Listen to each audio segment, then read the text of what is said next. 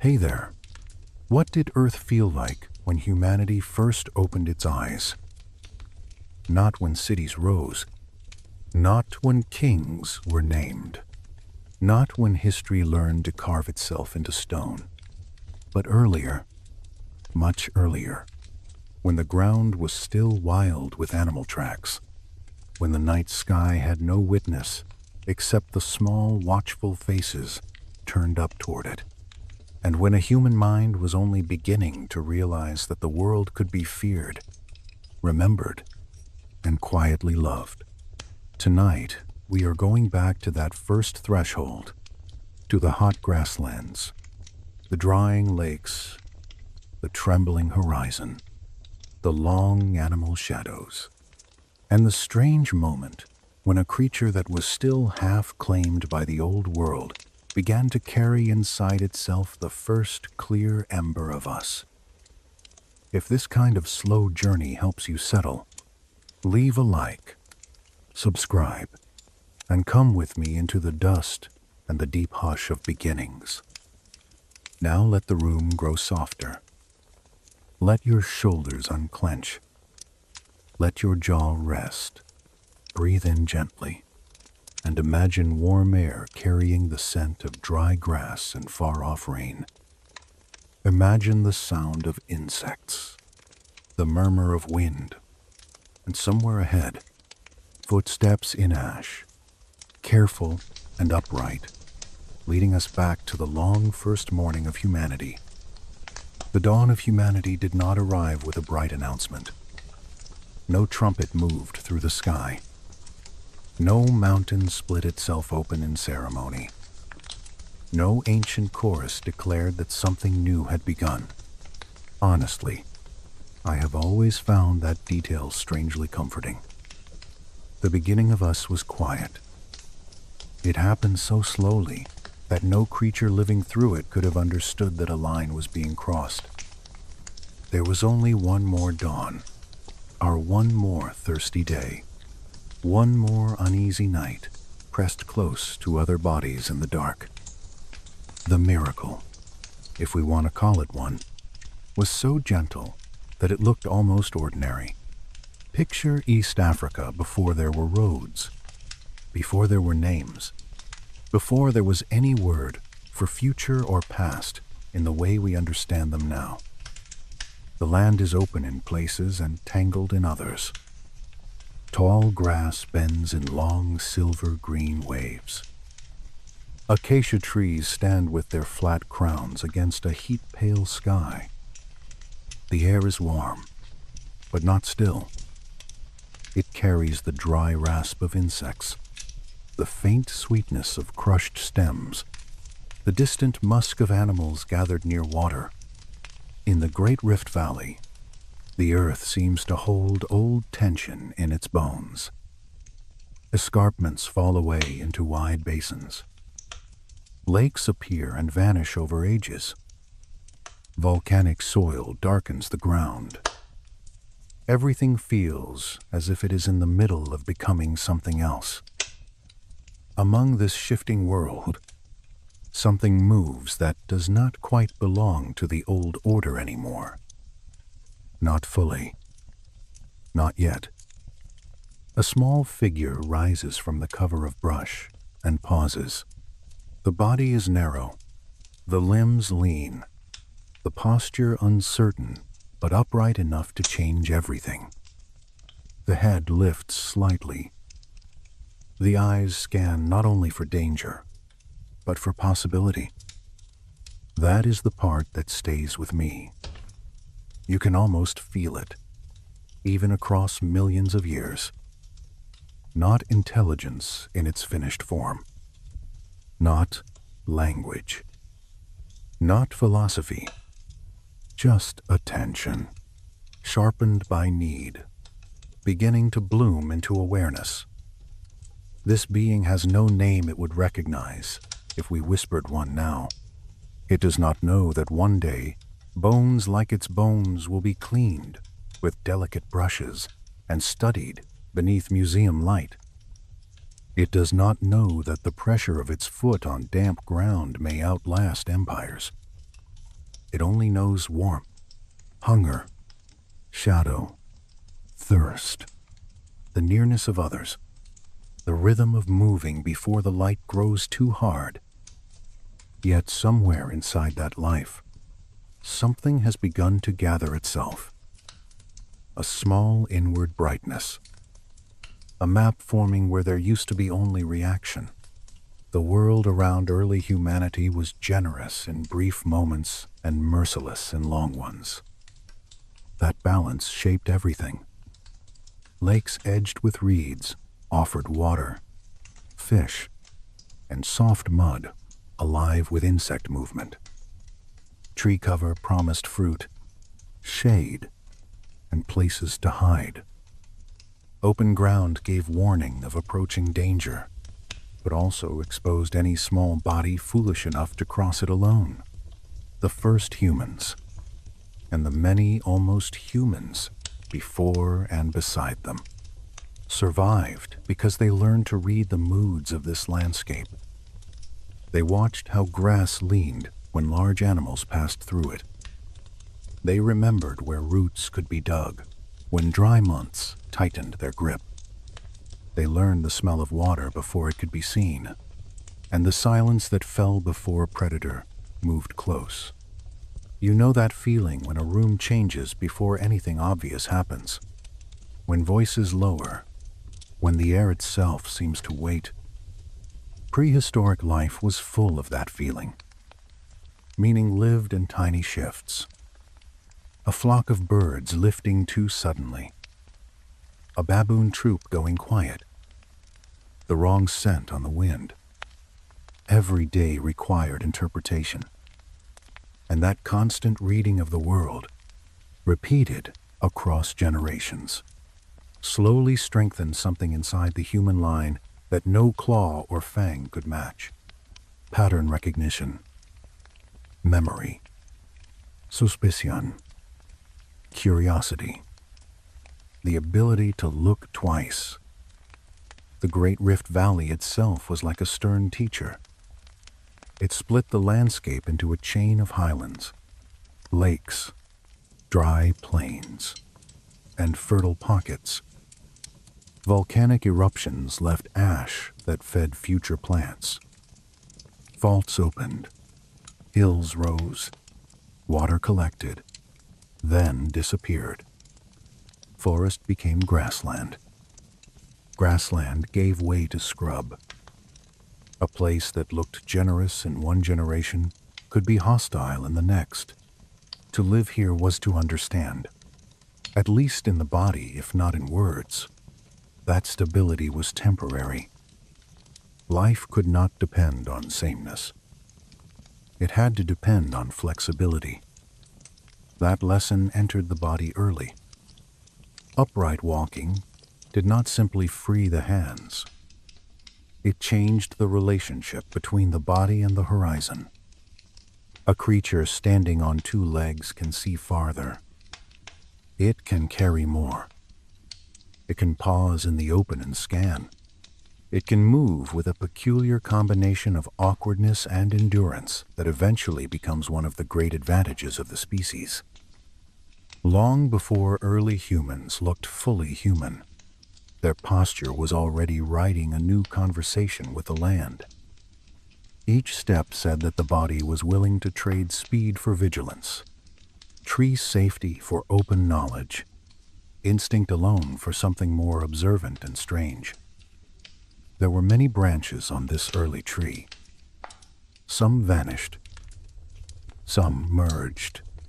Some lingered longer than we once thought. The story is not a clean ladder.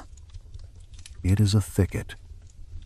Australopithecines moving through mixed woodland and grassland.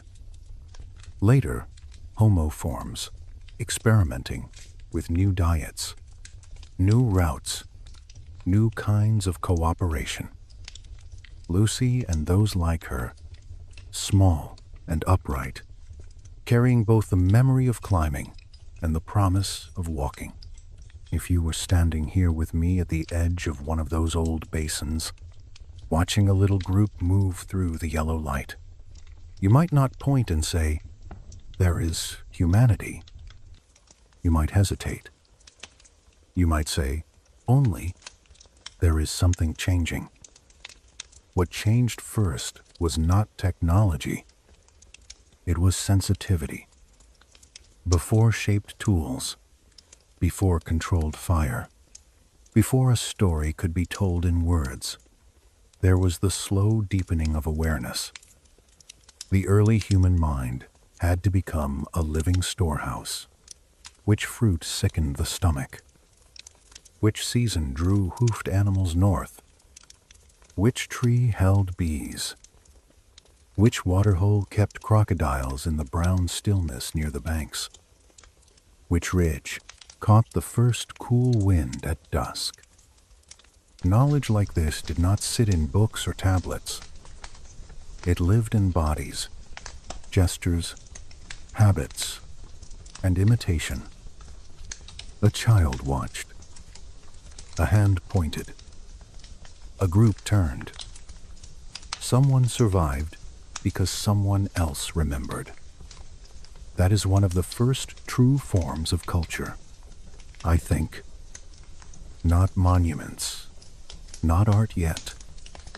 Memories shared between nervous systems. A warning carried in posture. A route passed from one body to another without speech. Culture before language was still culture, because it made survival collective rather than solitary. Alone, an early human was painfully vulnerable. Small teeth, soft skin, no claws worth naming, no great strength. But together, something else emerged. One individual watches while another drinks. One hears what another has missed. One carries what another cannot. The group becomes a single field of attention. Night made this especially clear. Before the keeping of fire, darkness was not a mood. It was a condition of total exposure. The sun dropped, and the world changed ownership. Predators gained confidence. Vision thinned. The distance between one body and another felt larger. Early humans likely gathered close for warmth and for reassurance, listening to the breathing of companions, the scrape of something moving beyond sight, the cough of big cats somewhere out in the vastness. The stars overhead must have seemed impossibly numerous. With no lamps, no walls of artificial glow, the sky would have arrived as a river of cold white fire. The Milky Way overhead, the moon bright enough to silver the grass, darkness below, light above, and in the middle, a little cluster of fragile bodies trying to remain alive until morning. I sometimes think that this may be where some of our oldest emotional habits were formed. The comfort of hearing another person nearby in the dark. The way the human nervous system softens when surrounded by trusted bodies. The instinct to tell a story softly at night. Even the feeling of safety that comes from a little circle of light later on. These may all be echoes from that older world where survival depended on closeness and vigilance in equal measure. Food governed the hours. There were no stored harvests, no markets, no certainty. Early humans and their ancestors ate what could be found, dug, caught, or taken. Tubers hidden in dry ground, berries in season, eggs, insects, small animals, scavenged marrow from the kills of stronger hunters. The work of eating was also the work of learning. A carcass left by lions was not simply meat. It was timing, nerve, cooperation, and risk. Approach too early, and death waited in the brush. approached too late, and vultures and hyenas had stripped the reward. A successful scavenging attempt depended on careful watching. Who fed first? When they left? Which noises meant they might return? In this way, the table of early humanity was always set by observation. And observation slowly turned into method. A stone picked up not just because it was there, but because it fit the hand well. A broken edge noticed for its sharpness. A branch selected for its weight. The first step toward tools may have been so small that it happened 1,000 times before it mattered. An object held a little longer. A shape preferred. A motion repeated because it produced a useful result. Invisible steps. Quiet revolutions. The fossil record rarely catches those moments directly, but the mind can feel them. A hand turning a stone over at the edge of a stream. Thumb against cool surface. Water running nearby. The little shock of recognizing that the world can be altered. That may be the deepest beginning of all. Not simply using what exists, but imagining what else it could become. The climate itself pushed this awareness forward. East Africa did not hold still. Rainfall patterns shifted. Forests withdrew. Grasslands widened. Lakes expanded and then shrank, leaving mineral lines and cracked margins behind. Populations had to move. Some disappeared. Some split apart and adapted to different conditions. The ones who endured were rarely the strongest in one fixed environment. They were the ones who could change with the land. Adaptability became inheritance. It moved through the bloodline not as a single trait, but as a cluster of capacities: memory, social attention, manual flexibility, tolerance for movement, and an inward restlessness that favored experimentation over rigidity. Bones found in sediment layers tell this story in fragments. Pelvises built for upright walking. Hands increasingly suited to manipulation. Teeth changing with diet. Skulls carrying the slow enlargement of the brain. None of it dramatic in a single generation. All of it astonishing in the long view. Humanity was not assembled in one clean motion. It accumulated. A little more coordination. A little more foresight. A little more ability to hold an image of something not present. The dawn of humanity was a slow brightening inside the skull. And through it all, the earth remained vast, older than thought, indifferent to the little beings moving across its skin. Dinosaurs had vanished tens of millions of years before. Mammals had spread through forests, deserts, rivers, and sea edges. Dust and pollen moved through the warm air. Ancient elephants shaped paths through the brush. Crocodiles waded in muddy rivers that reflected the same sky we know. Somewhere lightning touched dry grass and set it burning. Somewhere ash fell from a distant eruption and settled quietly onto leaves. The world was not waiting for humans. That is what makes the story feel so strange and beautiful to me. We emerged inside a planet that owed us nothing, and still we learned how to belong to it, however briefly, however imperfectly. The first breath of a newborn in that world would have carried all of this in miniature. Heat, smell, sound, the musk of bodies, dust in the air, daylight pressing down. No cradle, no ceremony, Only the bright shock of entry into a difficult world and the immediate need for care. Someone lifts the infant. Someone listens to the cry. Someone keeps watch. The continuity begins again. The species moves forward not through glory, but through repeated acts of attention and protection. If we reach toward these beginnings gently enough, we can still feel them in ourselves.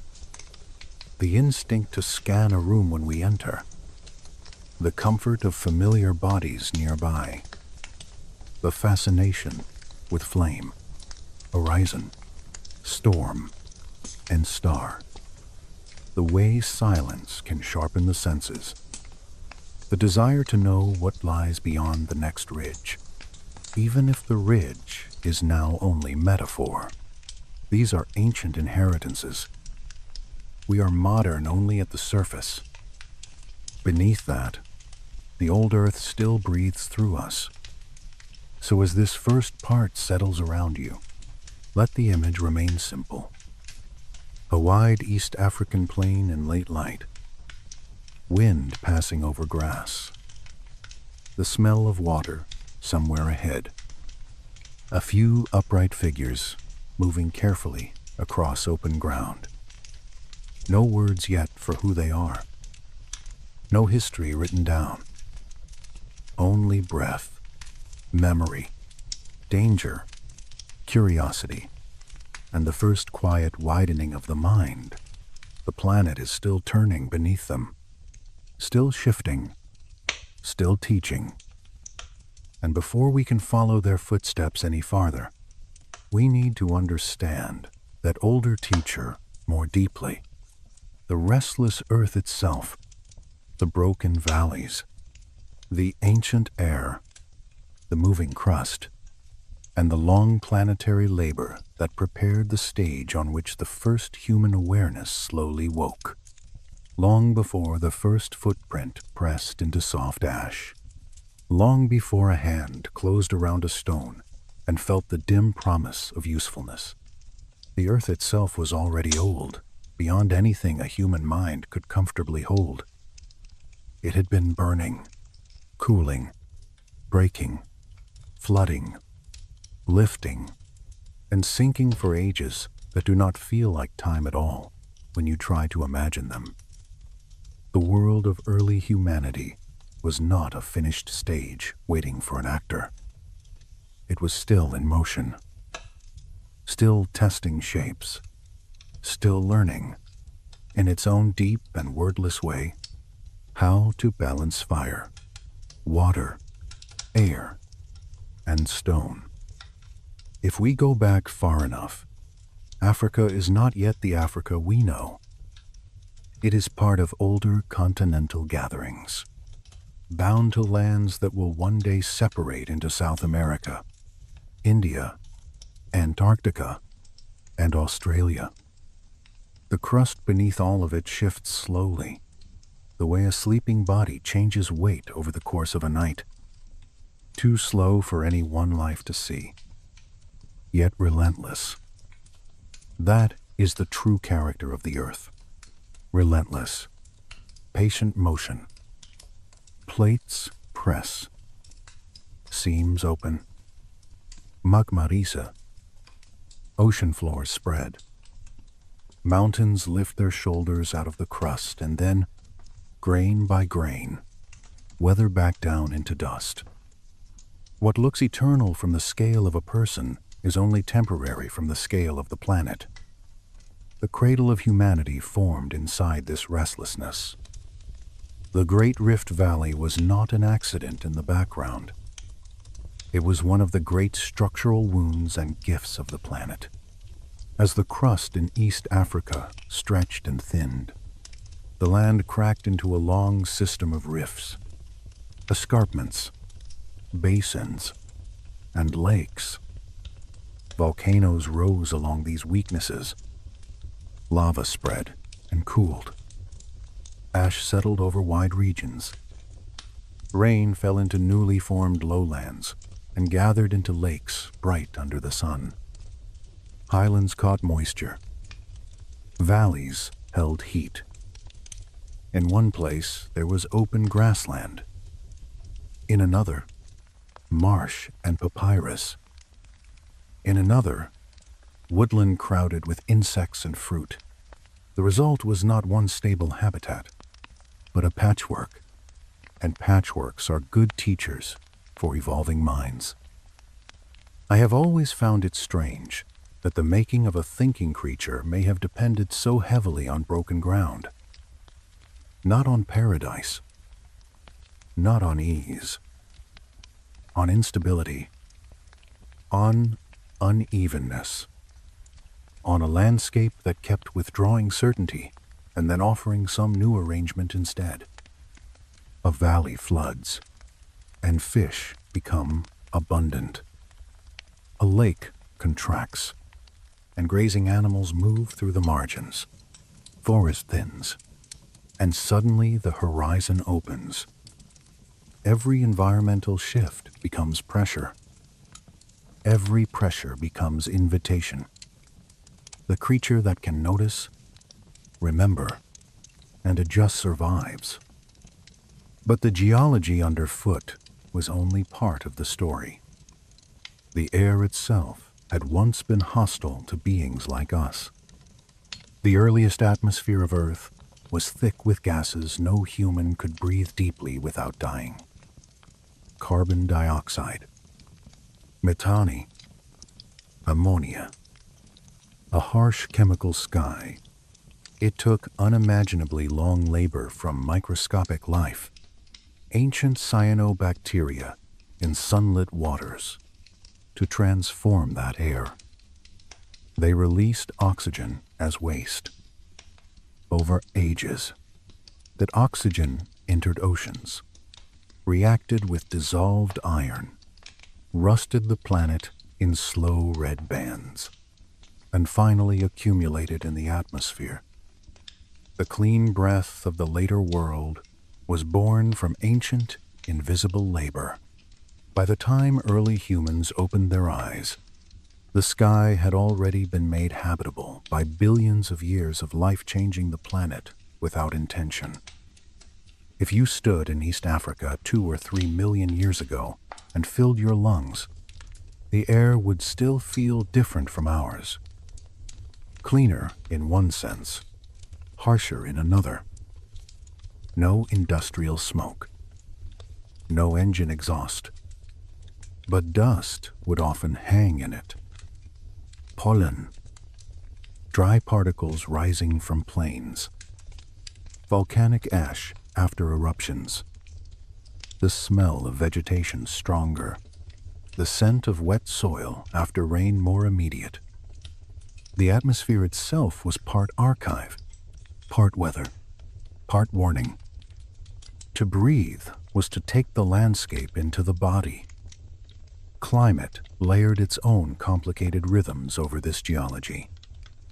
The Earth did not simply warm or cool in one smooth direction. It swung. Orbital shifts altered the amount of sunlight different regions received across long cycles. The tilt of the planet changed slightly. The shape of its orbit changed.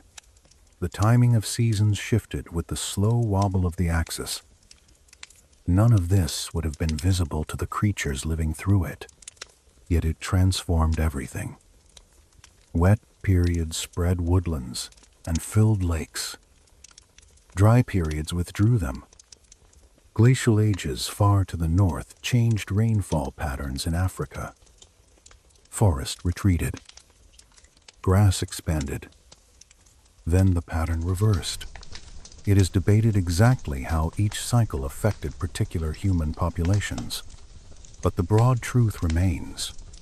The Earth did not present our ancestors with one fixed world. It presented a sequence of worlds. That matters deeply. A stable paradise does not ask much of the mind. A changing environment does. If the same food source remains in the same place forever, memory is useful, but not urgent. If water appears in one basin for several generations and then fails, memory must become flexible. If a familiar route no longer works, a new one must be imagined. Some scholars argue that this repeated ecological instability in East Africa helped select for exactly the qualities that later define humans so strongly: behavioral adaptability, wider diets, cooperation, and the ability to respond quickly to novelty. We cannot be sure of every detail, but the broad shape of the argument feels persuasive because it matches the landscape itself. The rift was not a place that rewarded certainty. It rewarded alertness. Volcanoes deserve their own quiet place in this story. They were frightening, of course. Fire coming out of the earth, ash darkening daylight, the smell of sulfur, the strange hush that sometimes comes before an eruption. Yet volcanic landscapes also create fertility. Ash breaks down into mineral-rich soils. New ground forms. Water collects in craters and basins. Some of the most productive ecological pockets available to early hominins likely existed because the earth had recently been violent there. Destruction and nourishment so often occupy the same place, only separated by time. Imagine a fresh ash fall after a distant eruption. The world feels muffled. Leaves wear a gray skin. The ground takes footprints beautifully. Air taste is bitter. The horizon is blurred, but rains come later. And where that ash settles thickly enough, new growth arrives, strong. Grasses return. Herbivores gather. Predators follow. And somewhere at the edge of this renewed pocket, upright figures begin again. Watching, learning, moving in. The planet taught in cycles of loss and invitation. The lakes of the rift were especially important. These were not merely scenic bodies of water.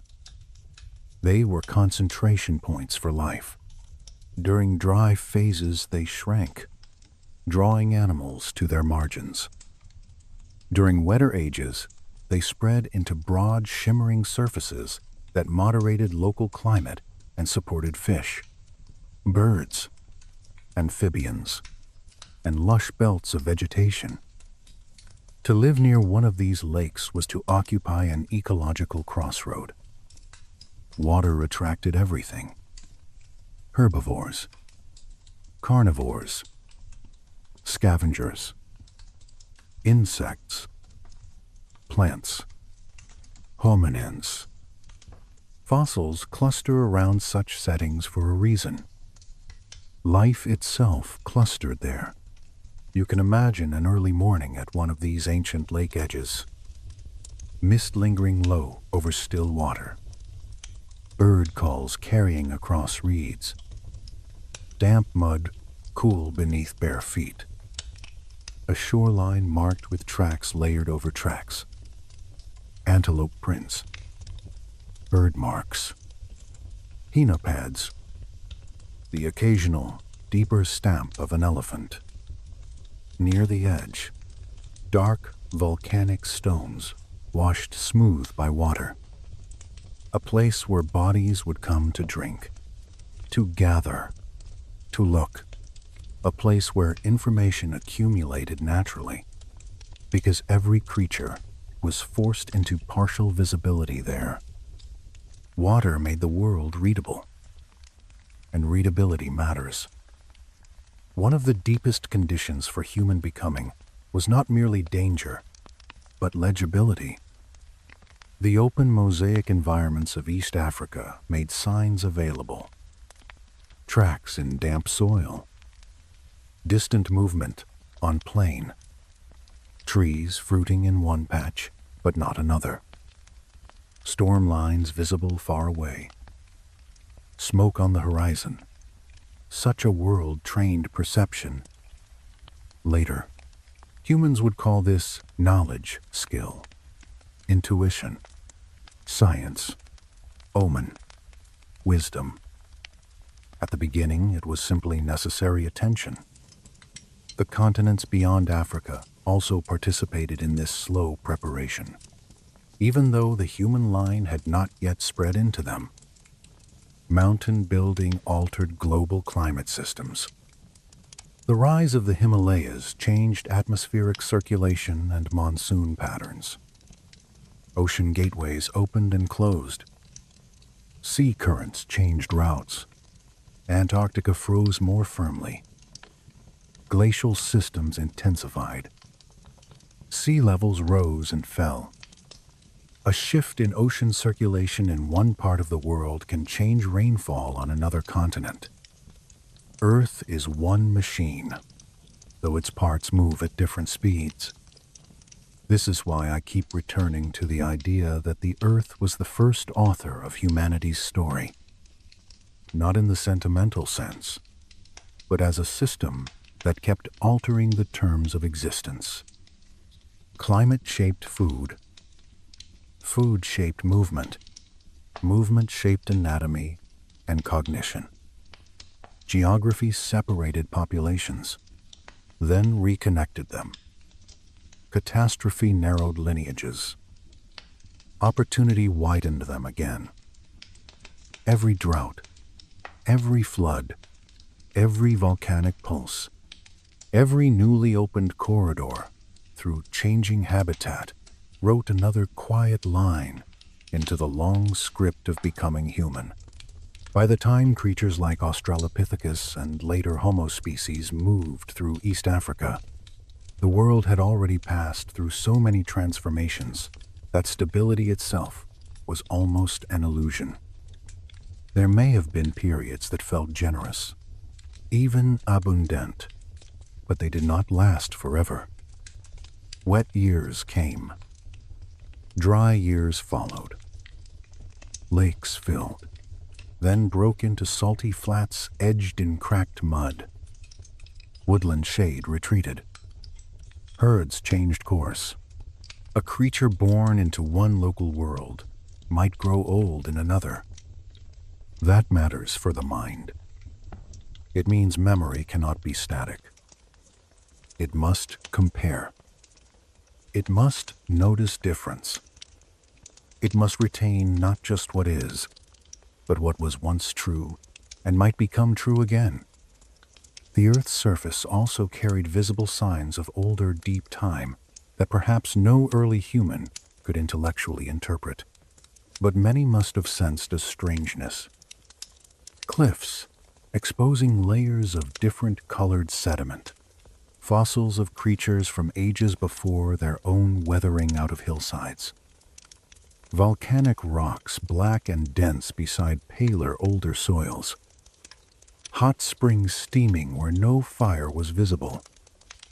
Earthquakes rumbling through the ground with no predator in sight.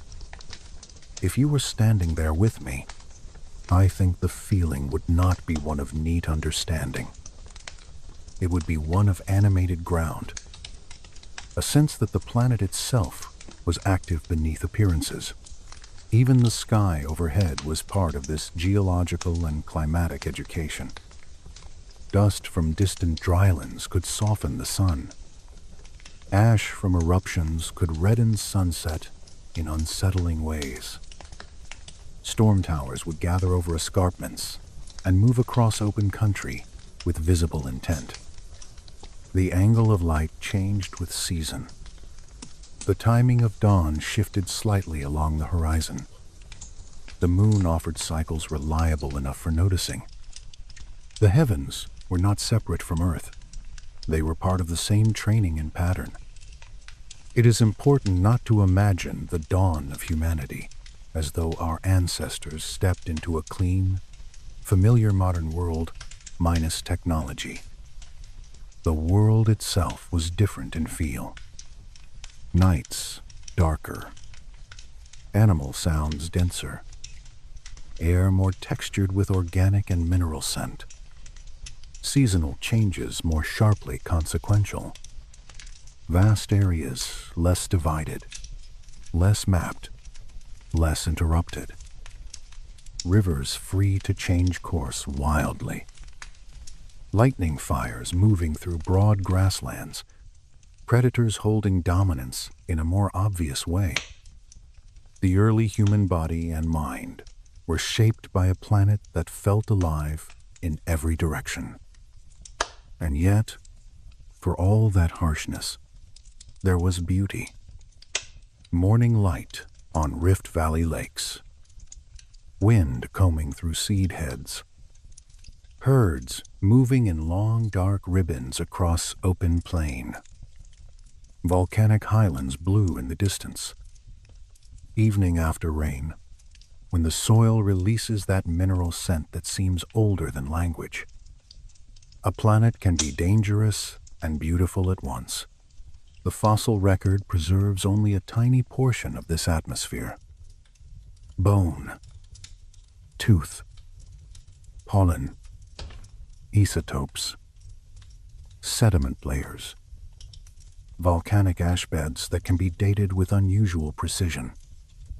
Some scholars reconstruct old rainfall from ancient lake chemistry. Others infer vegetation from fossil pollen and the wear on teeth. We cannot walk directly into that world.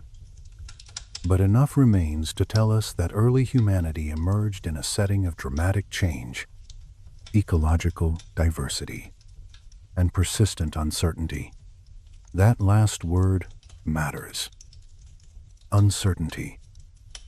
The Earth did not offer a stable manual. It offered a set of conditions in motion.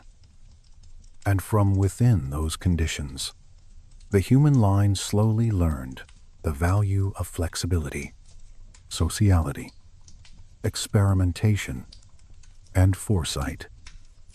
In another environment, perhaps some other quality would have dominated. But here, in the restless East African theater of rift, ash, drought, rain, and moving horizons, the mind that noticed, remembered, and adjusted gradually became the mind that survived. And perhaps there is comfort in that. We often imagine ourselves as distant from the earth now, buffered by walls, roads, and artificial weather indoors. Yet the deeper architecture of the mind still bears the mark of those older lessons. We still scan horizons, even if they are metaphorical. We still seek patterns in uncertainty. We still feel unease in prolonged instability and relief when cycles become legible again. We are not separate from that old planet. We are one of its outcomes. So let this second part settle with the sense of a living world still under construction. A continent cracking open into valleys and lakes. Volcanoes breathing ash into the light. Ancient microorganisms having already written oxygen into the sky. Rain coming and failing. Grass replacing forest, then retreating again. The planet teaching through repetition and surprise. No human cities yet. No monuments.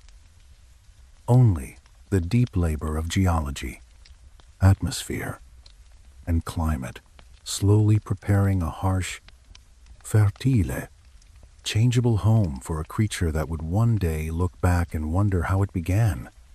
And when that wondering creature finally did begin to step more clearly into itself, it did so not on abstract ground, but on real earth, on ash that held footprints, on mud near water, on paths cut between grass and tree, in landscapes that remembered pressure, weather, and movement. That is where we go next, closer to the first traces, closer to the places where the earth itself kept the earliest physical memory of us. If the earth was the first teacher, then the ground itself became the first page on which humanity left a sentence. Not a carved sentence, Not a written one, but a pressure in soft ash, a heel sinking into damp sediment, a line of movement preserved because rain came, then stopped, and because time, for one unusual moment, decided not to erase everything at once. There is something deeply moving about that. Bones tell us structure. Teeth tell us diet. Tools tell us intention. But footprints tell us presence. They tell us that someone was here, that weight passed through the world at this exact point. That balance shifted from one foot to another under a real sky with real wind and real dust in the air. They tell us that a body did not simply exist, but moved. The ancient footprints at Laetoli remain some of the quietest and clearest of all these messages. More than 3.5 million years ago, volcanic ash fell across part of what is now Tanzania. The ash settled fine and pale over the ground. Then rain came and turned it soft, almost like clay, firm enough to hold shape, delicate enough to remember every small press. Across that wet surface, a small group walked. Later, more ash sealed the impressions. Time hardened the layers. And somehow, against all the usual habits of erosion and forgetting, the trackway remained. I have always felt that these tracks hold more tenderness than almost any bone. A skeleton can feel remote, but footprints belong to movement, and movement belongs to life. One individual steps, another follows. One stride is a little longer, one print a little smaller. The spacing suggests not panic, not a chase, but ordinary passage. A shared route, a small journey between one point and another, under weather that no one there could have guessed would preserve them forever. Some researchers have suggested the trackway may record 2 adults and a younger companion. Others read the spacing differently. It is debated, and we should keep the softness of that uncertainty. Still, when you look at the pattern, it is difficult not to feel companionship.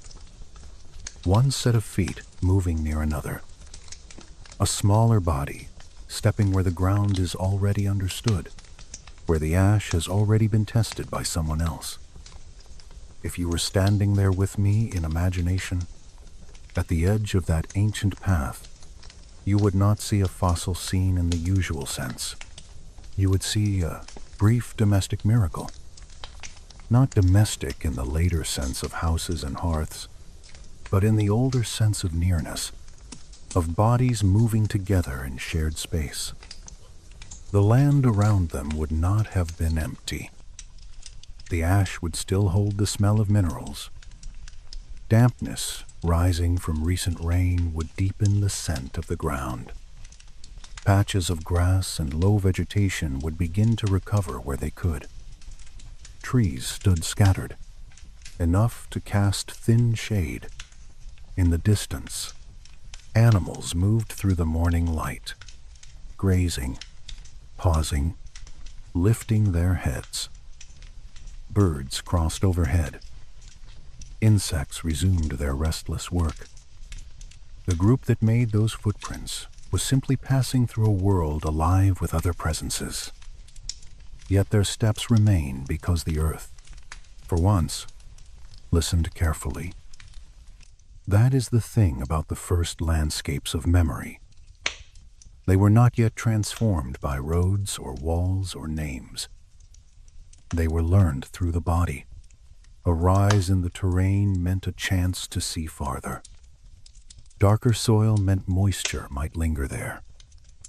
Reed beds signaled water. A particular arrangement of stones might mark a place where animals often passed. The earliest maps were not drawn. They were carried in muscle memory, in the turning of the head, in the pace of the stride, in the almost unconscious decision to angle left at a certain tree line because somewhere ahead there would be shade, and perhaps roots, and perhaps safety for the younger ones. Early humans did not possess landscape in the later agricultural sense. They possessed familiarity. That is a subtler and more intimate thing. To know a place because you have crossed it in hunger, crossed it in rain, crossed it with a child on your hip, crossed it after the cry of a predator has sounded from the wrong side of the light. To know where a stream narrows, to know which stone shelf holds warmth after sunset, to know which valley floods too quickly when rain comes hard over the escarpment. This kind of knowledge is not abstract. It is stitched into the nervous system. The Rift Valley offered countless variations of this training. Lakes expanded and contracted. Valleys collected cool air at night. Highlands received different rain than the plains below them. Volcanic ridges created barriers and lookouts. To move through such terrain required more than endurance. It required spatial imagination. A body had to understand not only what it saw, but what lay just beyond sight. That capacity, the ability to carry a mental image of land not currently visible, may be one of the most important quiet thresholds in human development. You can feel the approach of it in the archaeological record. Early hominins began to use certain places repeatedly. Certain water edges show repeated traces of butchery or tool-making. Certain sheltered areas show signs of occupation over long spans. This suggests that place itself had become meaningful beyond immediate accident. The landscape was no longer just crossed. It was revisited. And revisit is an important word. To revisit means that the mind has held something stable across absence. It means that after leaving, some inner image of the place remained. That image could guide the body back. This is the beginning of something very close to home, even if home at that stage still moved with season and need. The famous fossils of Australopithecus afarensis, including Lucy, help us understand how such bodies negotiated this world. Upright, yes, but not in the smooth, fully modern way. There was still in them a memory of climbing, a flexibility in the upper body, a way of inhabiting woodland and open terrain both. They were transitional in the deepest sense, not unfinished, because no living creature is unfinished, but adapted to a mixed world where ground and tree both mattered. If open landscapes trained vigilance, trees still offered refuge. If the horizon offered warning, branches offered safety. These beings lived in between, and in between spaces often generate the greatest cognitive demands.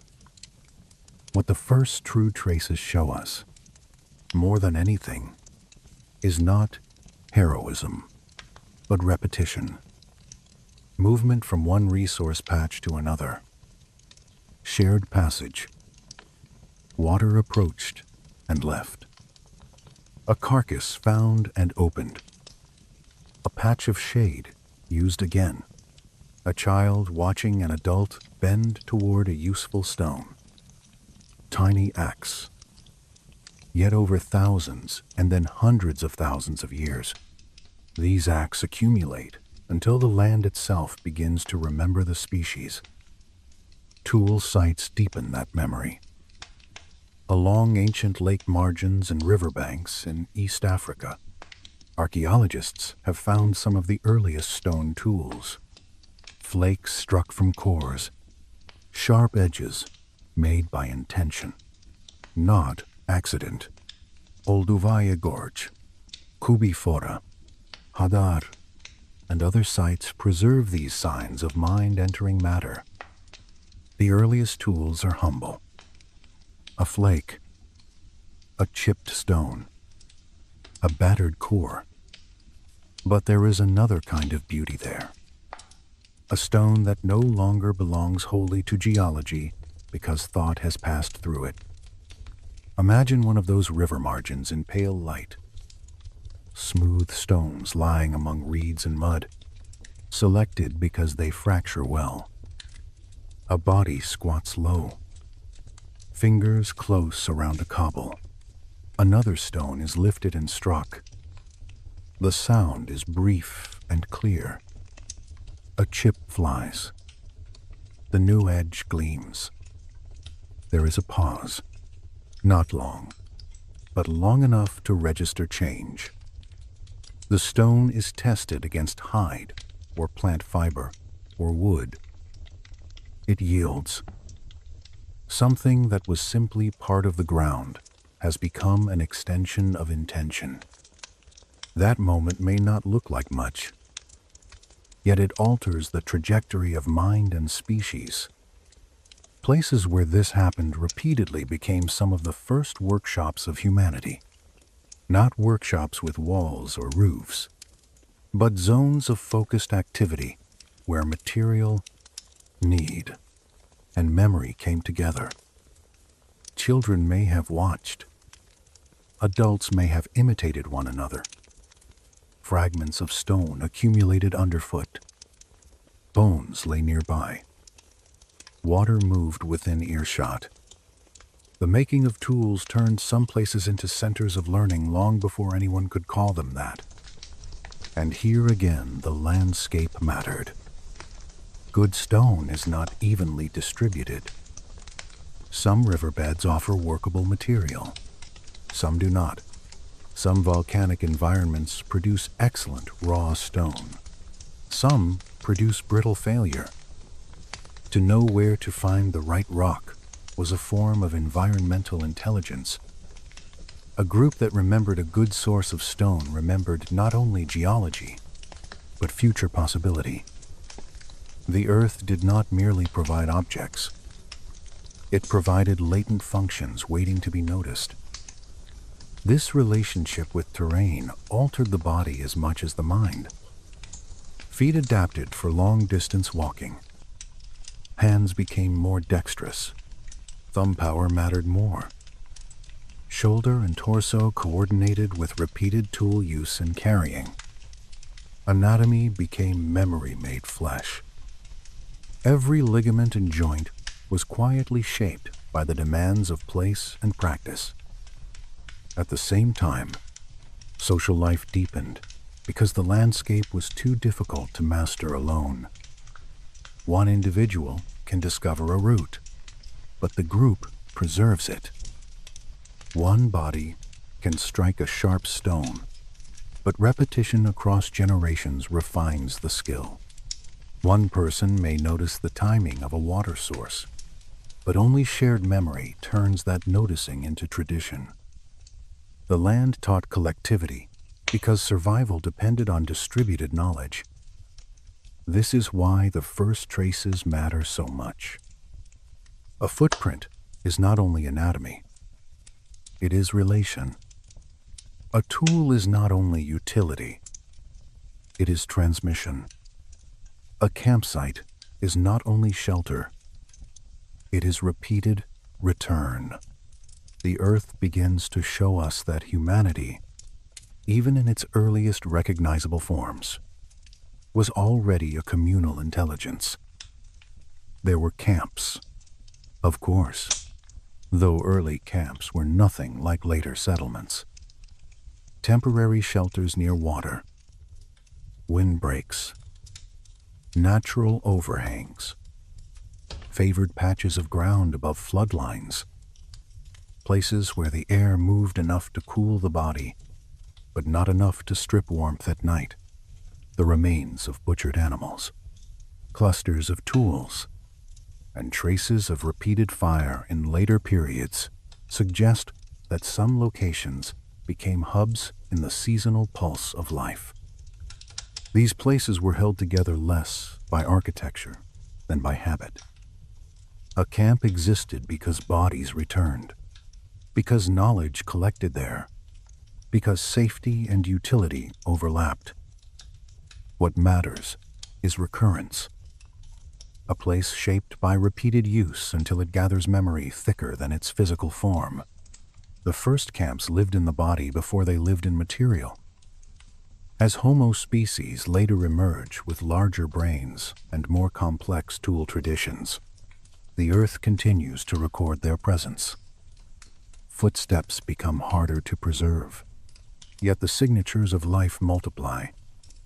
Cut marks on bone, stone flakes in patterned concentrations, migration corridors visible in the spread of artifacts. Gradually, the traces become less accidental and more intentional. The Earth is no longer only receiving pressure, it is receiving decisions. And those decisions are often bound to water. Rivers cut valleys and leave fertile margins. Lake edges concentrate animals and people. Springs offer stability during drought. Marshes hide both food and danger. It is tempting to think of the first true marks of humanity as being made in stone, but many were made first in mud.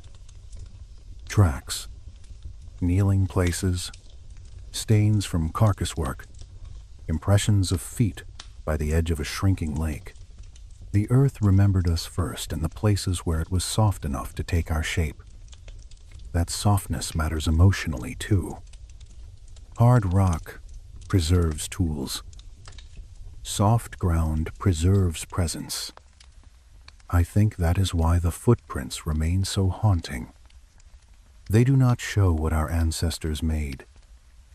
They show what they were while making their way through the world. Their balance, their weight, their forward motion. The first true footprints of humanity are therefore not simply scientific data. They are the beginning of biography. Not the biography of a named individual, but of a species becoming visible to itself through its effects on the world. The ground had always recorded pressure from hooves, paws, claws, and rain.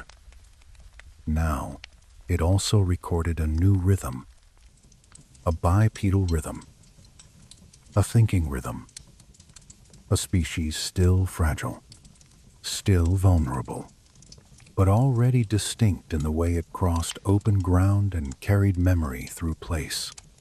And perhaps the strangest part is that all of this happened before history, before written recollection, before myth in its full later form.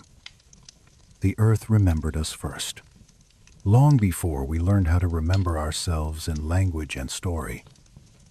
It kept our traces patiently in ash, sediment, and stone.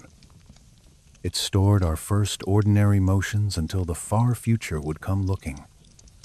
So, as Part 3 comes to rest, let the image stay with you. Wet ash cooling under a pale sky, a small group moving across it, a child stepping close to larger prints, the smell of minerals in the air, birds lifting from low trees. Somewhere nearby, a river or lake edge where stones wait to be lifted and altered. The land is no longer only the teacher. It is becoming the archive. And soon, as these traces deepen, humanity will discover that it shares this old world with powerful companions and rivals, creatures whose presence will shape fear, skill, and imagination in equal measure. When our earliest ancestors lifted their heads and looked across the open land, they did not see an empty world waiting to be claimed. They saw movement everywhere, great bodies crossing the horizon, wings circling above carrion, small, quick life vanishing into grass. eyes at the water's edge, sound in every direction. The earth at the dawn of humanity was crowded, and that crowdedness mattered because intelligence does not grow in isolation. It grows in relation, in attention, in the subtle and often frightening conversation between one vulnerable body and all the other living bodies around it. The first humans, and the many earlier hominins whose lives lead toward them, lived among giants. Elephants, far larger than most people today ever see, moved through woodlands and plains, shaping paths as they fed. Ancient buffalo and antelope thundered through open country. Giraffids of great height reached into upper branches. Hippopotamuses held the shallows with a heavy, dangerous calm. Crocodiles waited where water darkened. Predators were not occasional problems. They were structuring presences. Lions, leopards, saber-toothed cats in some times and places, hyenas with bone-cracking jaws, packs, and solitary hunters, all moving through the same world and reading the same signs. To survive among them, humans had to become fluent in the behavior of others. This may be one of the deepest roots of our mental life. A creature that must constantly ask what another creature is doing, feeling, planning, and sensing develops a mind structured by inference. The rustle in grass means nothing on its own. The rustle, plus bird alarm, plus scent, plus the direction of wind, becomes prediction. The face of another group member turning sharply means look. The silence of monkeys in trees means something is wrong below or nearby. The landscape was full of messages, but many of those messages came through other animals. I think we often underestimate how much the living world trained us to think beyond ourselves. A prey species has to imagine a predator before it sees one. A scavenger has to imagine when a larger hunter will leave its kill. A social animal has to imagine what the others in the group understand. These are not philosophical thoughts in words, but they are mental models, and mental models are the beginning of abstraction. Picture a morning near a lake margin. Mist lifting. Reeds wet with dawn. The surface of the water still enough to mirror pale cloud. On one side, antelope approach in cautious clusters, necks high, ears twitching. On another, a small group of hominins lingers in partial cover, waiting not only for a chance to drink, but to see whether the place remains safe. A crocodile's eyes break the surface and vanish again. Birds explode upward without warning from farther down the bank. Everything pauses. This is the atmosphere in which human attention sharpened. Not endless combat. Not heroism. Suspended reading. The ancient elephants were especially important, not only because they were powerful, but because they altered the land in durable ways. Their roots opened passage through brush. Their movement between water sources mapped the practical geography of survival. Their feeding changed vegetation structure.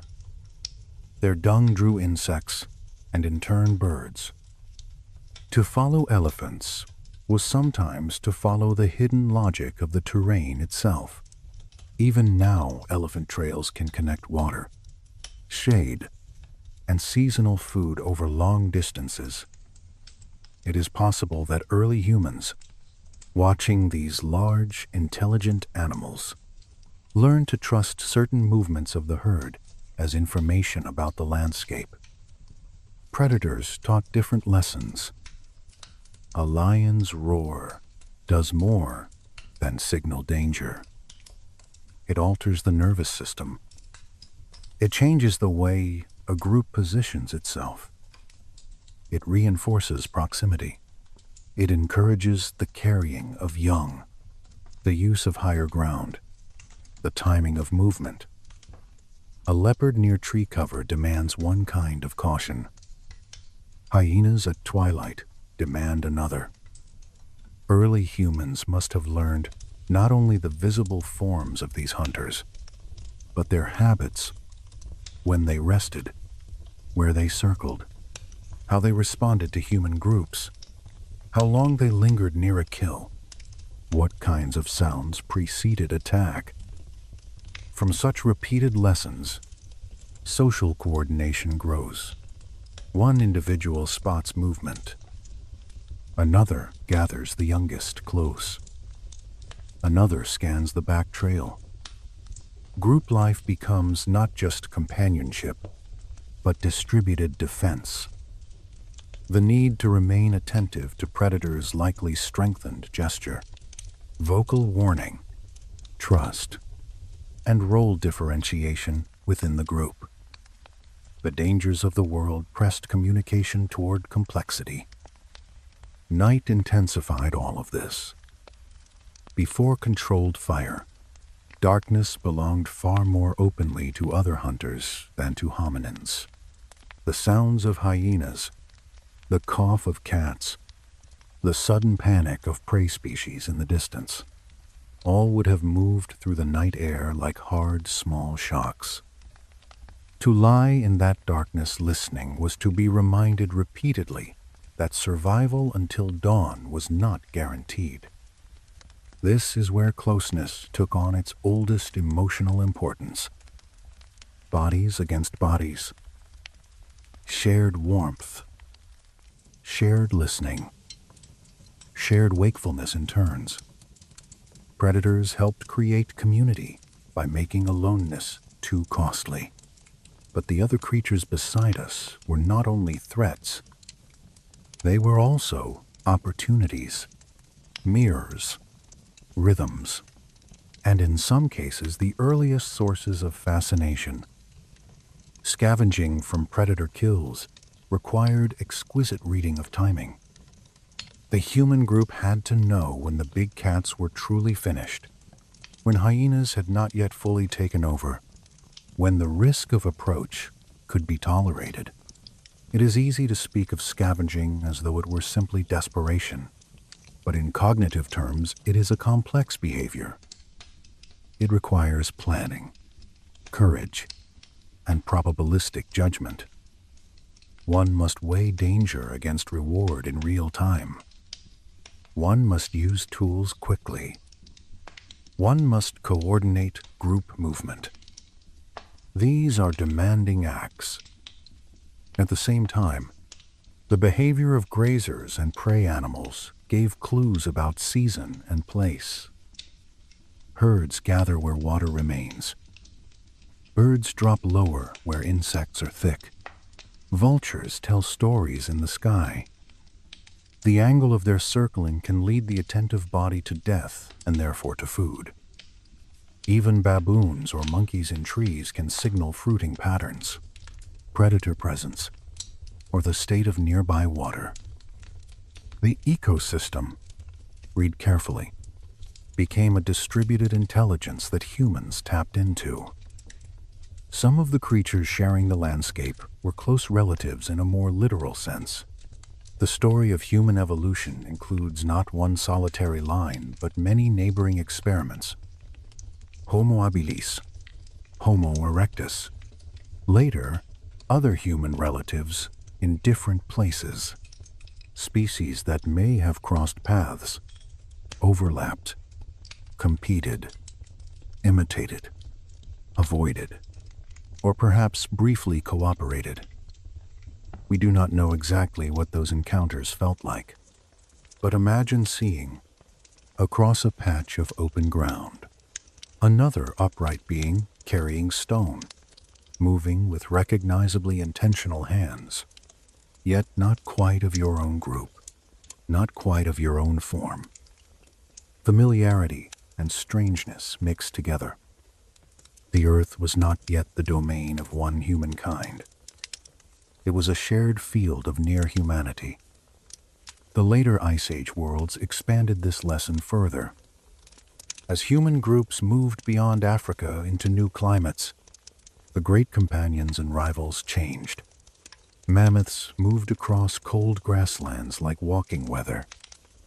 Woolly rhinoceroses carried thickness and force through the frost. Giant deer bore antlers like moving branches. Cave bears occupied dark spaces that humans also valued. Big cats adapted to colder regions. Wolves operated in coordinated packs. Every new migration opened into a new bestiary, and with it new requirements of skill, fear, passions, and respect. But let us stay for a moment in the older African worlds where the pattern begins. A child watches a troop of baboons from partial safety. One animal grooms another. An adult male barks alarm, and the entire group changes shape in an instant. Infants are gathered close. Bodies move uphill. The child watching may learn nothing consciously expressible. Yet, something enters the mind, a sense that social life itself is a defense, that vigilance can be shared, that alarm carries through a group faster than explanation. The lessons of other animals were constant and often social. Over long spans, this nearness to animals also shaped memory and imagination. The strongest, and most frequently encountered creatures would naturally gather symbolic force. Before formal myth, there is repeated attention. Before story, there is fascination. The curved horn, the silent patience of the crocodile, the great ear of an elephant lifting in dust, the leopard that seems to become shadow, the aerial authority of vultures and eagles. These forms and behaviors would later fill story, ritual, and art because they had already filled the mind. It is no accident that the earliest art later on so often turns first to animals. They had occupied human attention for hundreds of thousands of years before the first painted line. By the time people began leaving bison or horse or mammoth shapes on cave walls, the intimacy between mind and animal life was already ancient. Predators also influenced physical space in a direct way. Camps had to be positioned with line of sight in mind. Trees mattered. Rock ledges mattered. Wind direction mattered. The open ground was both threat and information. Some places were avoided at certain hours because big cats favored them then. Some river crossings were used only when groups were large enough. Some carcasses were left behind because the risk was too high. Intelligence grew in part from saying no to immediate reward when the wider animal field signaled danger. Deferred gain is a profound cognitive step, and the other creatures of the earth helped enforce it. Later, when fire entered human control, the relationship shifted again. Predators who once owned the night more completely began to hesitate at circles of flame. Shadows of animals cast beyond firelight must have transformed fear into a new kind of watchfulness. Humans still depended on reading the behavior of others, but now they also possessed a force that altered the terms of contact. There is a quiet sorrow in remembering that humans did not begin as rulers here. They began as listeners. The plain, the marsh, the thorn scrub, the lake edge at dusk. Each place belonged to many lives at once. A human group surviving there had to accept that fact with every step. To crouch near water and wait for the right moment. to retreat when the wind carried the wrong scent, to rise and move only when the birds and monkeys and grazing herds suggested that the larger world had opened a narrow, safe passage. This kind of humility may have been one of our oldest strengths. We endured because we learned how not to force the world too quickly. One of the most important emotional inheritances from this long coexistence may be empathy itself. To hunt, avoid, observe, or live alongside other species requires some internal model of their likely action. A gazelle about to bolt has a posture. An elephant in agitation signals differently than one at ease. A predator preparing to rush or stalk alters its movements subtly. To become good at reading these signs is to practice stepping imaginatively outside the self. That practice, repeated across generations, may have helped support the development of theory of mind more broadly. The creatures beside us trained us in attention to intention. The creatures beside us were therefore not background. They were one of the main conditions under which human consciousness sharpened. They pressed us toward group living, taught us to read motion and silence, trained memory, enlarged imagination, and later filled art and story. They made fear precise. They made wonder specific. They gave the world contour. So let part 4 settle with this image. A broad plain under late afternoon light. Herds moving at a distance in slow brown waves. Vultures turning high above some unseen event. A line of early humans near a stand of trees, pausing, watching, scenting the air. Nothing separate here. No clear throne of man above beast.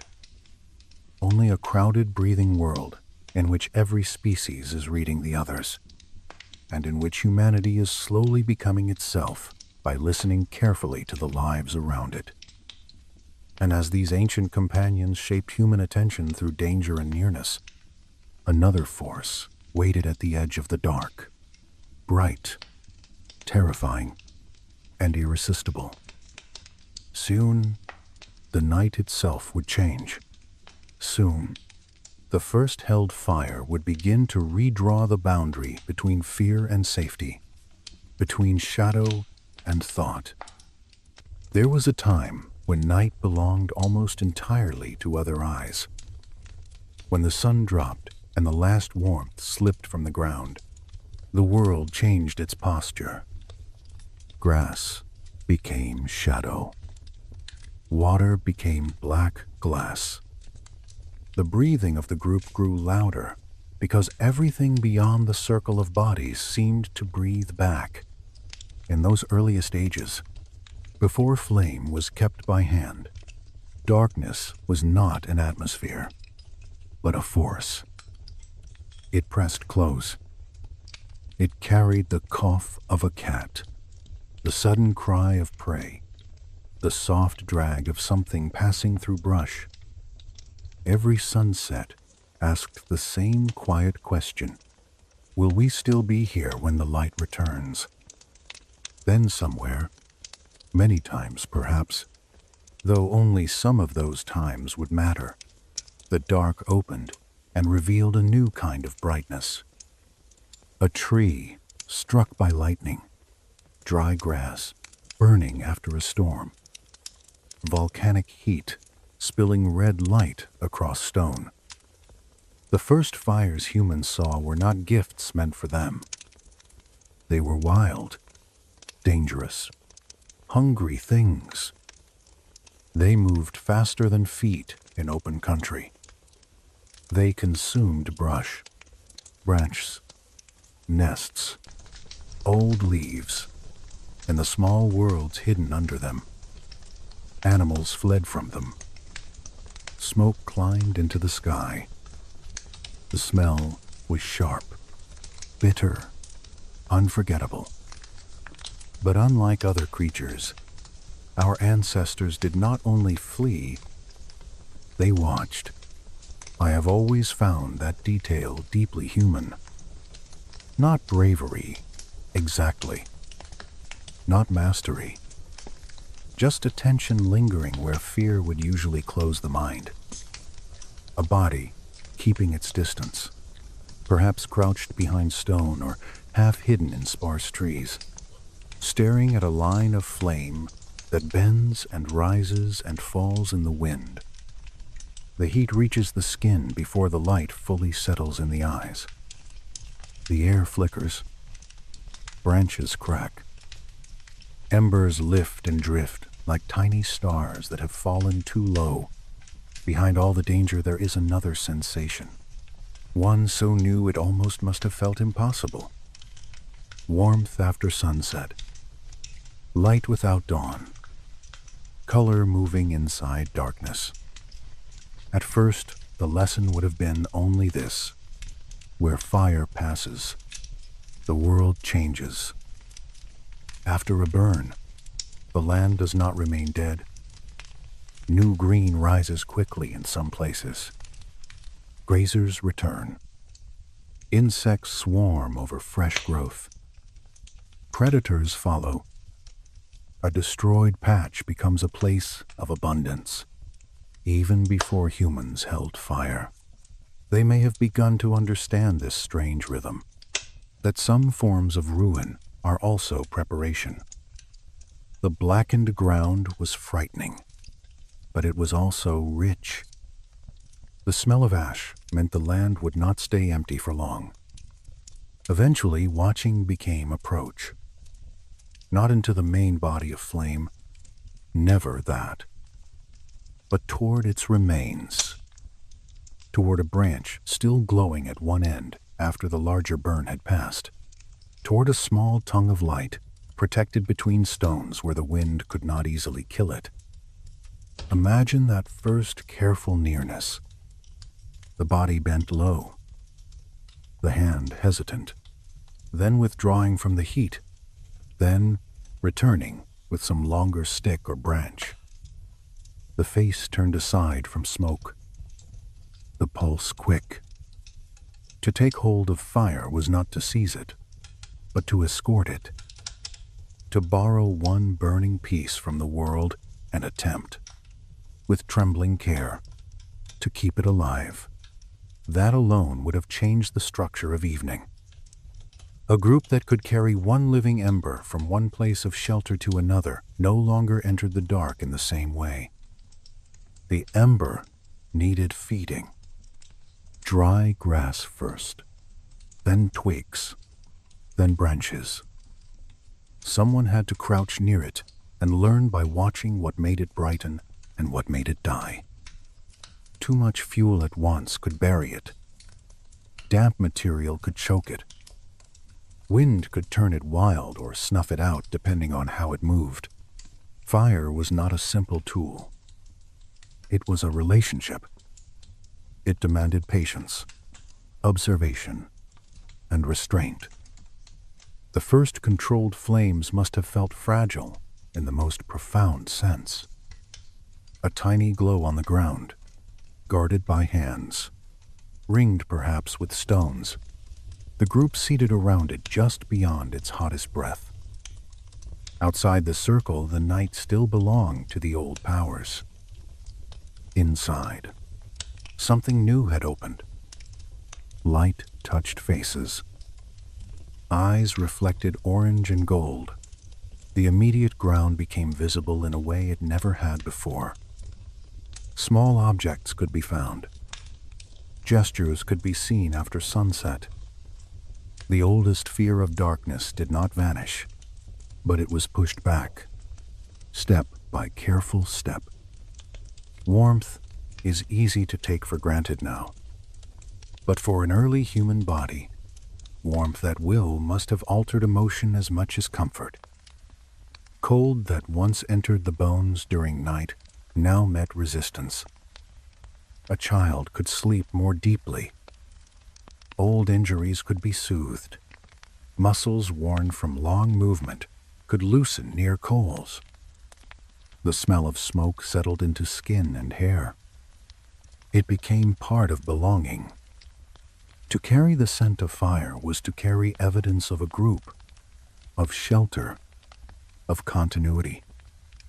Predators learned this boundary too. The same cats and hyenas that had structured the night from beyond sight began to hesitate at circles of flame. They could still be heard. Their calls still moved in the dark. But the ground around a tended fire became different ground. A human group, once folded into night almost completely, now cast a territory of light. Small, temporary, but real. Within it there was time not only to survive, but to remain awake without panic. That may be one of the most important changes fire brought. It created extra time. Hours that were not spent walking, foraging, or sleeping from exhaustion.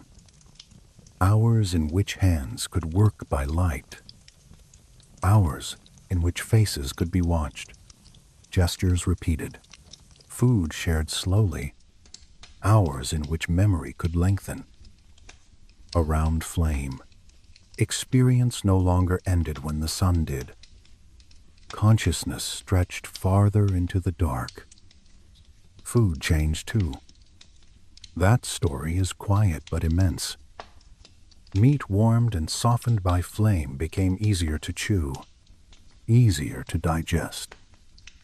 Roots that were fibrous or bitter could become edible after heat. Some dangers hidden in raw food lessened. The smell of cooking rose into night air and changed appetite itself. A shared meal around fire is not the same thing as food seized in haste during the day. Fire turned eating into an event of duration. It allowed waiting, sharing, sequence. It made food social in a deeper way. Scientists have long noted that cooked food likely altered the energetic economy of the human body. Digestion became more efficient. More calories became available. Teeth, guts, time, all shifted around this new possibility. A brain that costs so much to run benefits from easier access to energy. So the fire by the hearth, humble and local, may have helped feed the very organ that would later study the stars and build cities. There is something beautiful in that so much of human thought may rest on the simple, patient act of keeping food warm in the dark. Yet none of this came at once. Control of fire was almost certainly gradual. Wildfire, first observed, then opportunistically used, then carried, then protected, then eventually made. The learning curve must have stretched over generations upon generations. Children watching adults shield an ember under ash. Adults learning which wood burns long and which bursts fast and disappears. Groups discovering that some smoke drives insects away. Others learning that fire hardens points, softens pitch, cleans bone, changes stone surfaces, preserves food for a little longer. And all the while fire was teaching another lesson. Power requires care. Too little attention and the light dies. Too much carelessness and it escapes its circle and becomes terror again. Fire demanded balance. It rewarded rhythm.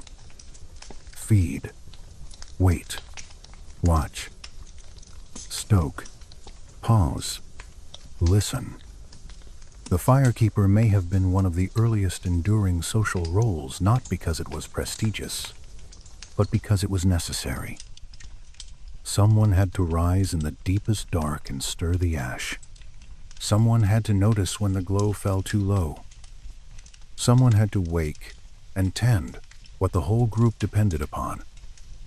That kind of responsibility changes the shape of community. A fire is shared vulnerability. Everyone needs it. Anyone can lose it.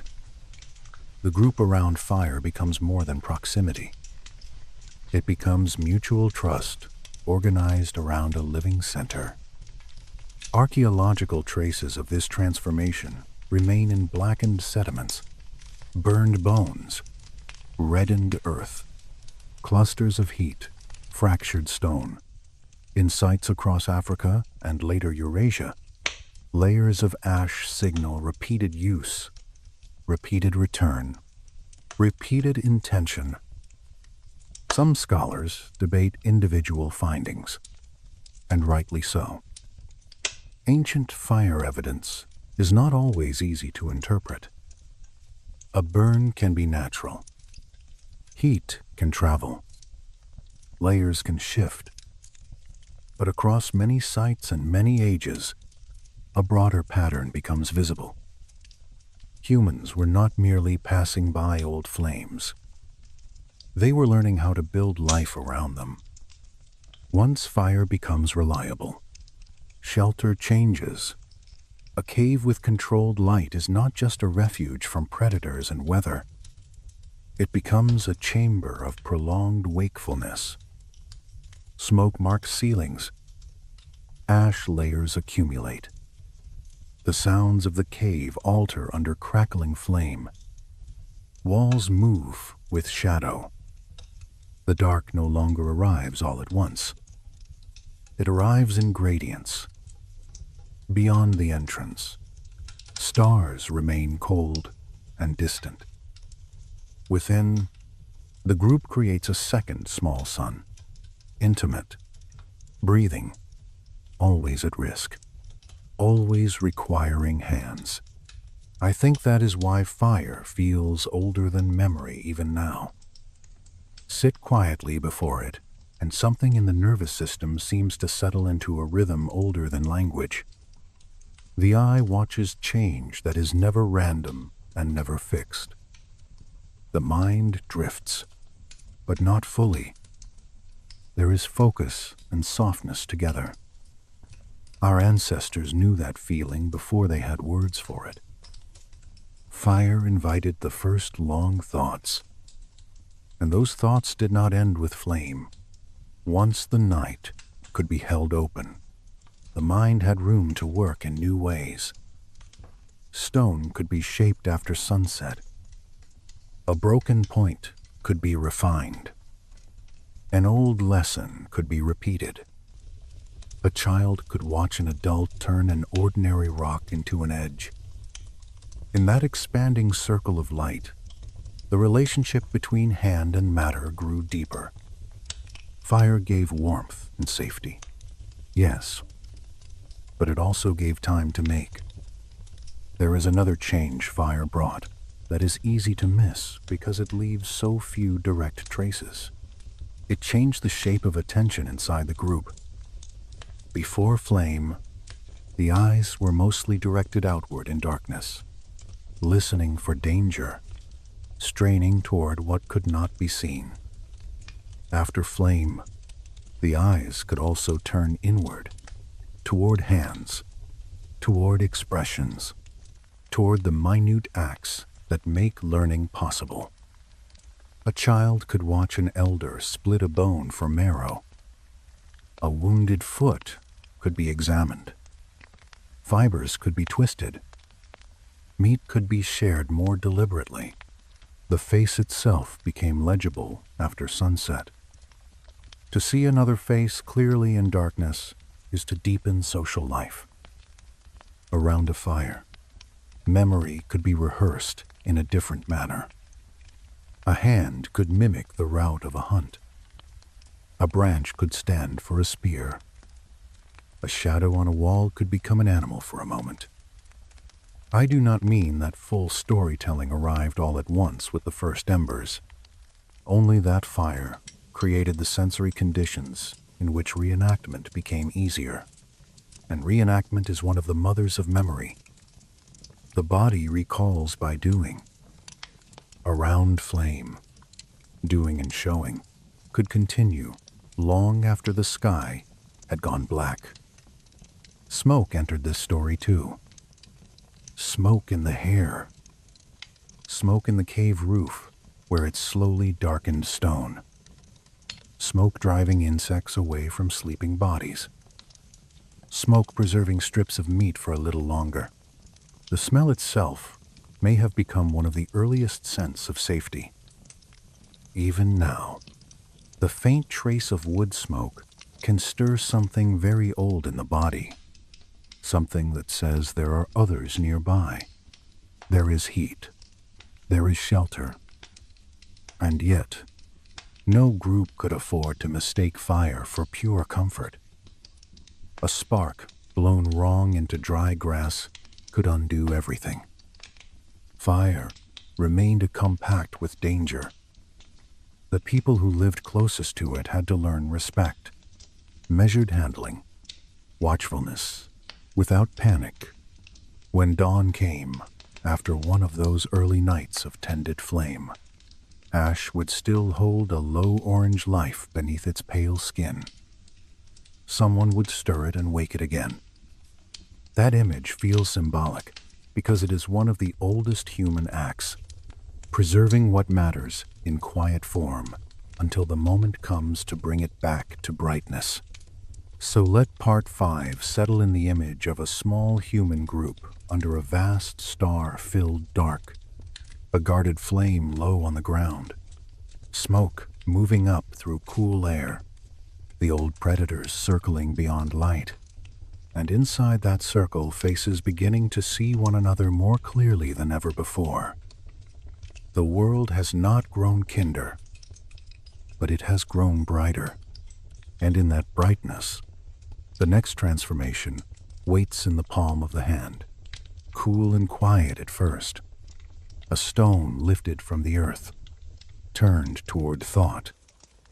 Fire gave humanity a longer evening, and in that longer evening the hand began to understand stone in a new way. Rock had always been there, beneath the feet, along riverbeds, in valley walls, under ash, beside roots, half buried in lake margins and exposed on dry slopes. For most creatures, it was merely ground or obstacle. For humans, it slowly became possibility.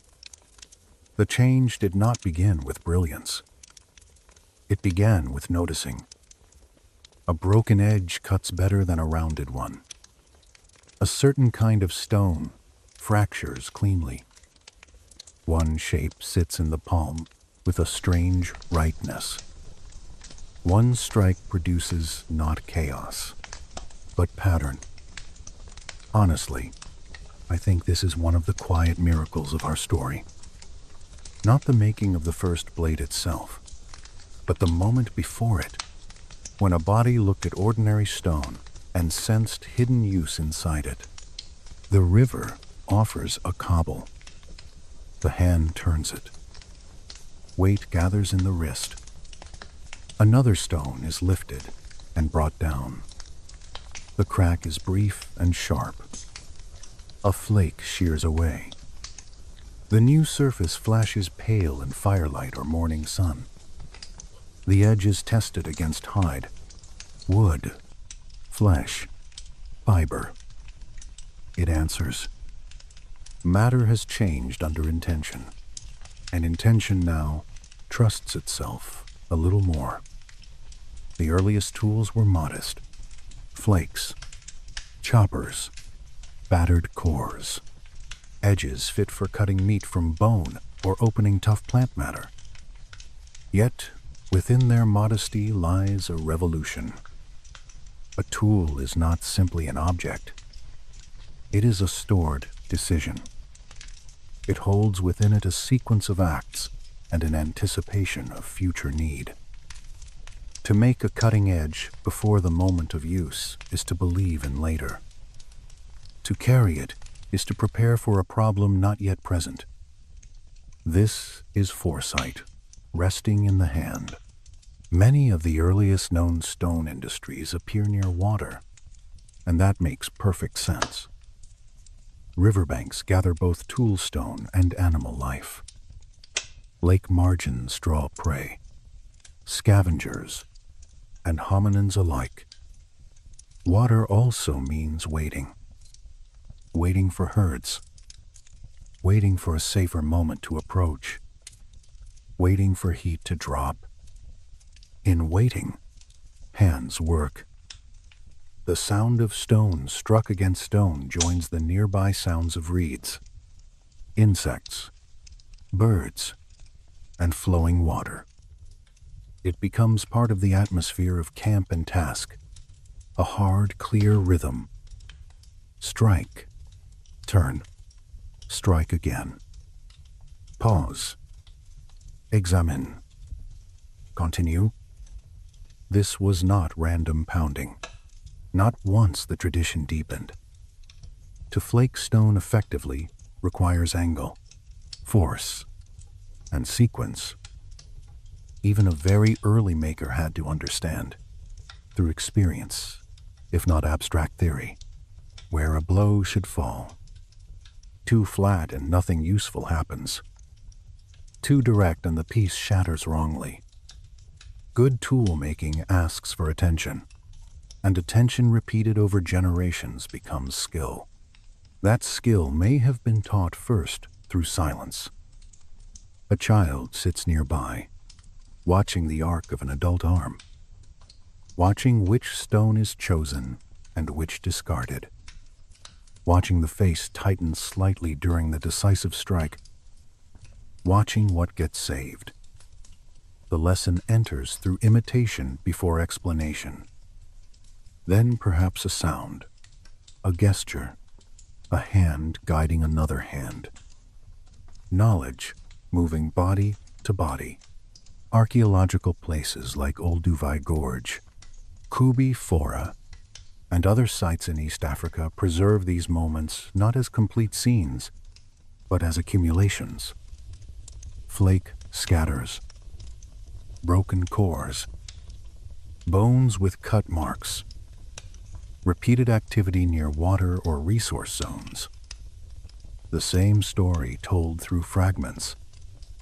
A group arrives. An animal is processed. Tools are made or resharpened. Knowledge is used and left behind in material form.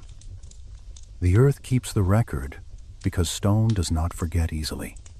I have always found that moving, that thought can become physical enough to survive its thinker.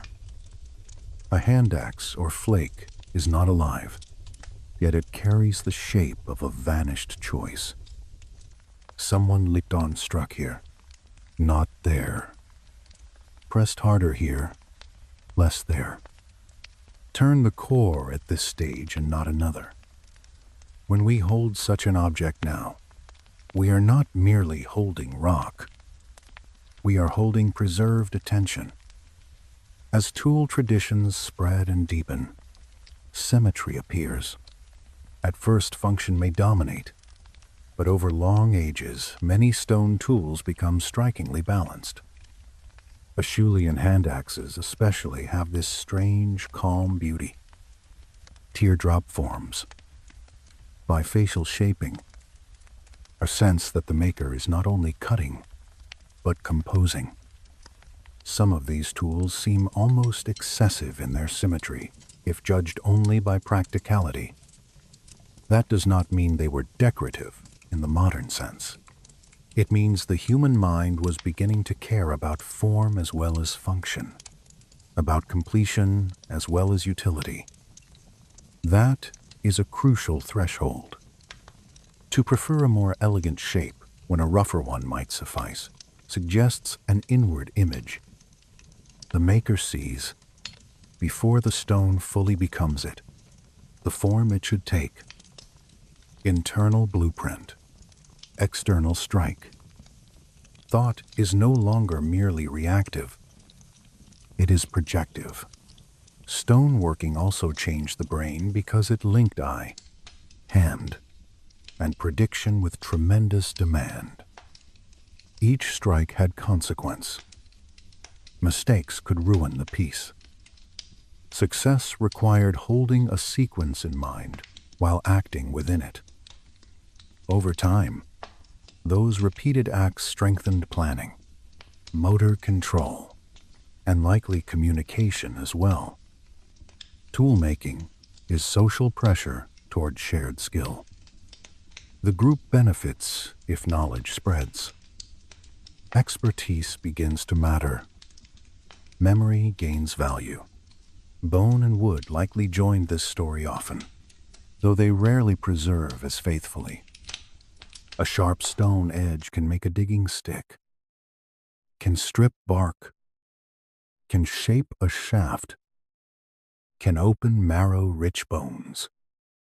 Once stone extends the hand, the world offers more materials to transform. A camp gains new capacities. Shelter improves. Butchery grows more efficient. Hide can be worked. Containers can be improvised. Each new possibility widens the next. And in the widened evenings given by fire, these acts could continue beyond daylight. This matters more than we sometimes admit.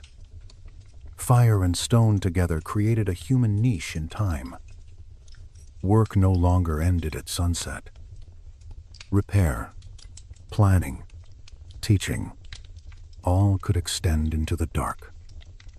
A group with flame and tools could carry both heat and intention farther than before. The day itself was effectively enlarged. Stone also became a medium of memory in another sense. Scratches, grooves, repeated marks, perhaps at first incidental, then deliberate, begin to appear in some ancient contexts. A line cut into bone or stone can outlast the hand that made it. Was it a count, a rhythm, a habit, a pattern made simply because pattern is pleasing? We often cannot be sure, but the act itself matters. To inscribe is to leave more than pressure. It is to externalize sequence. This is where utility and art begin to blur. The same hand that produces a cutting edge can also produce a repeating line. The same mind that imagines the fracture path of a stone can imagine a pattern carried across a surface. Later art will become extraordinary, but its earliest seeds are here in the simple human delight in changed matter. The world does not merely happen anymore. It can be answered. Pigments deepen this reply. Red ochre, black charcoal, pale mineral dusts. These materials appear in human settings far older than the great cave paintings that usually capture modern imagination. Ochre, in particular, is fascinating. It is earth made vivid, ground and mixed. It can mark skin, hide, wood, stone. Did early people use it for body decoration? Ritual, identification, preservation. Some of all these, perhaps. It is debated in individual cases. But once a human body or object bears chosen color, expression has crossed a threshold. The self has become a surface of meaning. Imagine the sensory world of such a moment. A stone slab underhand, ochre crumbling to powder, the dust staining fingertips rust red, animal fat or water added slowly until the powder darkens in clumps, becoming something spreadable, almost alive in its richness. A finger drawn over skin, a mark left behind. It serves no immediate survival function, and yet it matters. It alters appearance, identity, presence. The inner world presses outward. This outward pressing is one of the great themes of human becoming. Fire made warmth visible. Stone made thought tangible. Pigment made feeling and symbol visible on the body and eventually on walls. Tools, objects, places. The human mind was growing more comfortable leaving itself in the world. At the same time, practical life continued to demand everything. Scarcity did not vanish because tools improved. Animals still moved. Weather still broke open plans. Injury still threatened survival. A badly made point could cost food. A lost scraper might mean hide could not be worked in time. Tools therefore carried emotional weight too. Relief when one worked well. Frustration when stone failed. Pride when a shape emerged, clean and strong, even without later language for craftsmanship. There must have been something like satisfaction in a finished piece that fit the hand perfectly. And this satisfaction likely fed teaching. A skilled maker becomes valuable to the group, not only because they make good tools, but because their work shows others what is possible. In that sense, the first artisans and the first teachers may have often been the same people. Campsites began to hold the residue of these repeated acts, not just one abandoned flake, but whole carpets of stone debris. Zones where animal bones concentrate. Hearths dark, with repeated burning.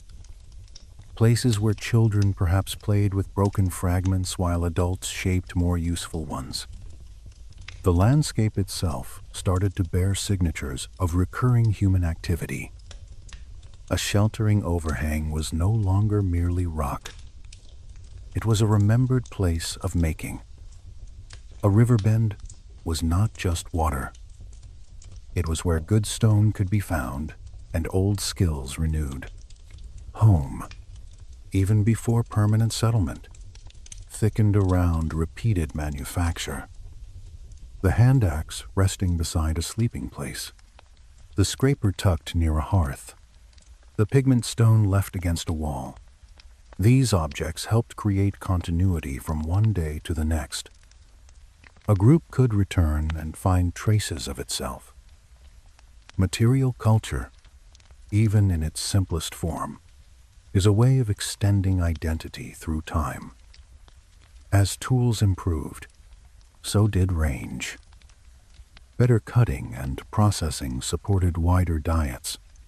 Better points and wooden implements supported new hunting methods. Better scraping allowed more effective hide use.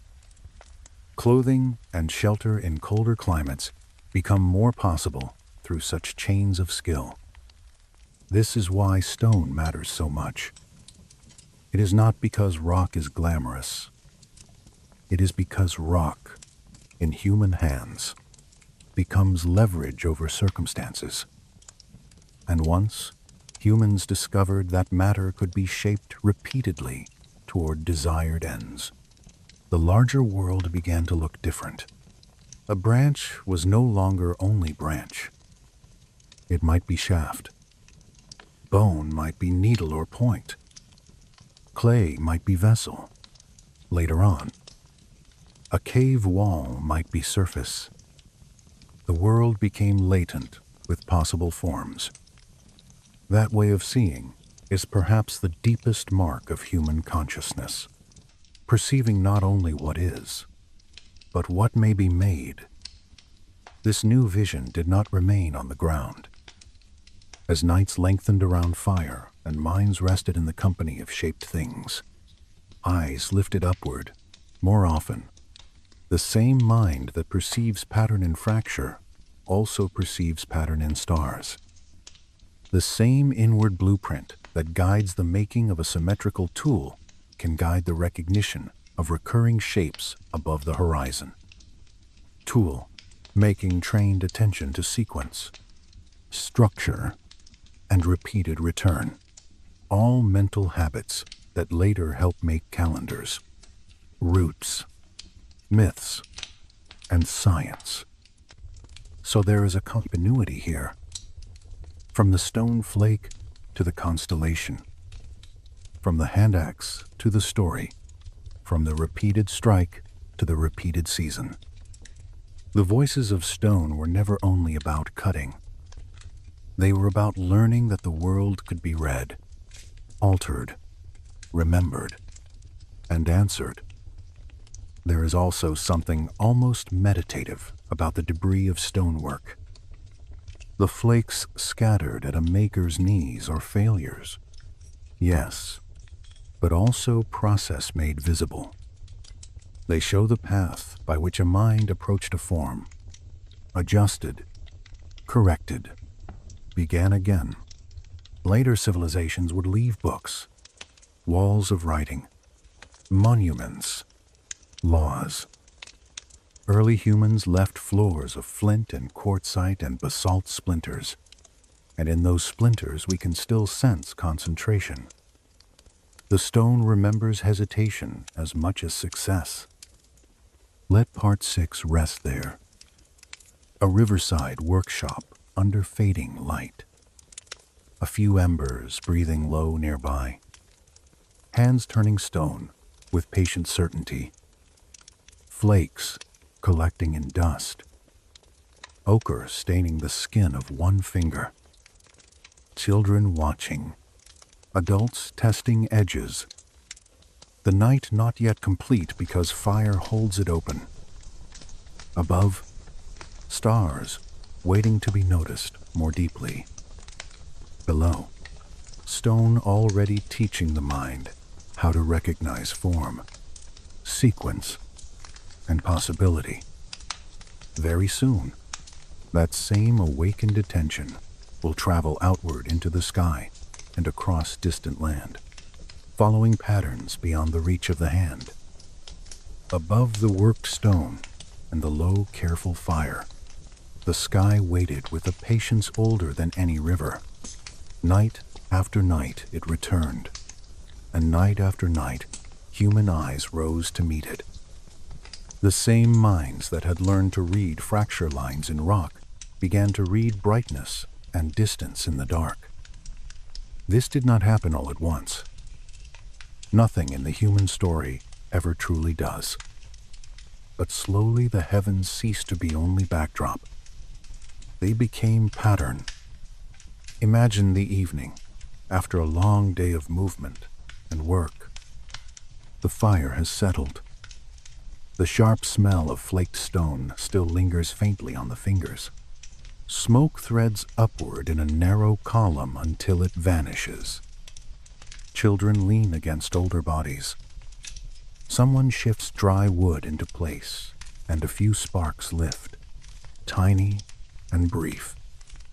Beyond the warmth, the night opens without boundary. One star appears, then another, then an entire field of them, scattered so densely that the darkness seems woven through light rather than the other way around. No city glow softens this sight. No walls confine it. The sky is vast enough to make every breath feel small and sacred. I have always thought that the first true astronomy began not with measurement, but with comfort. A group living close to danger needs repetition. They need something that returns. The stars did that. When rains failed and herds moved, when a valley changed and water vanished from familiar ground, the sky still arrived in its old order. Certain clusters rose where they had risen before. The moon thinned and rounded and thinned again. Dawn brightened the same edge of the world. Evening reclaimed it. In a life shaped by uncertainty, the heavens offered pattern without demand. You could not hold them, but you could trust them. That trust slowly became knowledge. A bright star near the horizon might come before a certain season of wind. A cluster overhead at dusk might arrive when animals began to move differently or when certain plants ripened. The moon was more intimate still. It altered the night in visible stages. A fuller moon meant a lighter darkness, more time for movement, more distance visible between one body and another.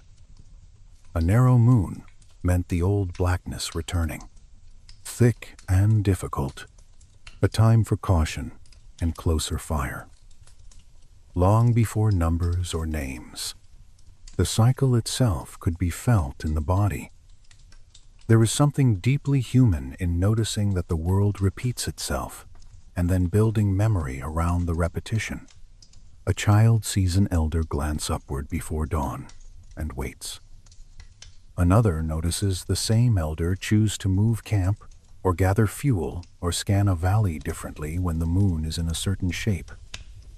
This is how knowledge begins. Not in declaration, but in repeated association. The sky says something. Life answers. And eventually a pattern settles into the mind. The stars also change the meaning of stillness. On the ground, stillness could be dangerous. It might mean listening for a predator, waiting for movement in grass, hiding from sight. But under the open sky, stillness could become reflection. A body lying close to fading coals, looking upward, begins to feel the scale of existence differently. The horizon is no longer the edge of thought. It is only where thought begins to stretch. Some of the earliest true abstraction may have grown there, not from hunger or immediate fear, but from wonder. What are those lights? Why do they move as a group? Why do some disappear for part of the year and return? The answers would not have been scientific in any modern sense. Not yet. But the questions themselves mattered. They marked the mind turning toward what cannot be touched. The ability to wonder about distant things is one of the quiet signatures of our species. At first, the sky guided movement across familiar ground. Then, slowly, it guided movement beyond familiarity. Once, humans began ranging farther from known valleys and repeated camps. The stars offered orientation when landmarks fell away. On a wide plain or along an empty shore, the heavens could become a road. Certain stars held their place. Others circled. The moon cast silver on water and stone. Even without formal systems, repeated night travel would have taught people how to maintain direction by light above rather than only shape below. This mattered because human life was beginning to widen. The old pattern of return to a few deeply known places was still there, but new pressures kept opening it outward. Climate shifted. Water changed course. Herds moved farther or failed to return. A region that had been generous could become hard within a few generations.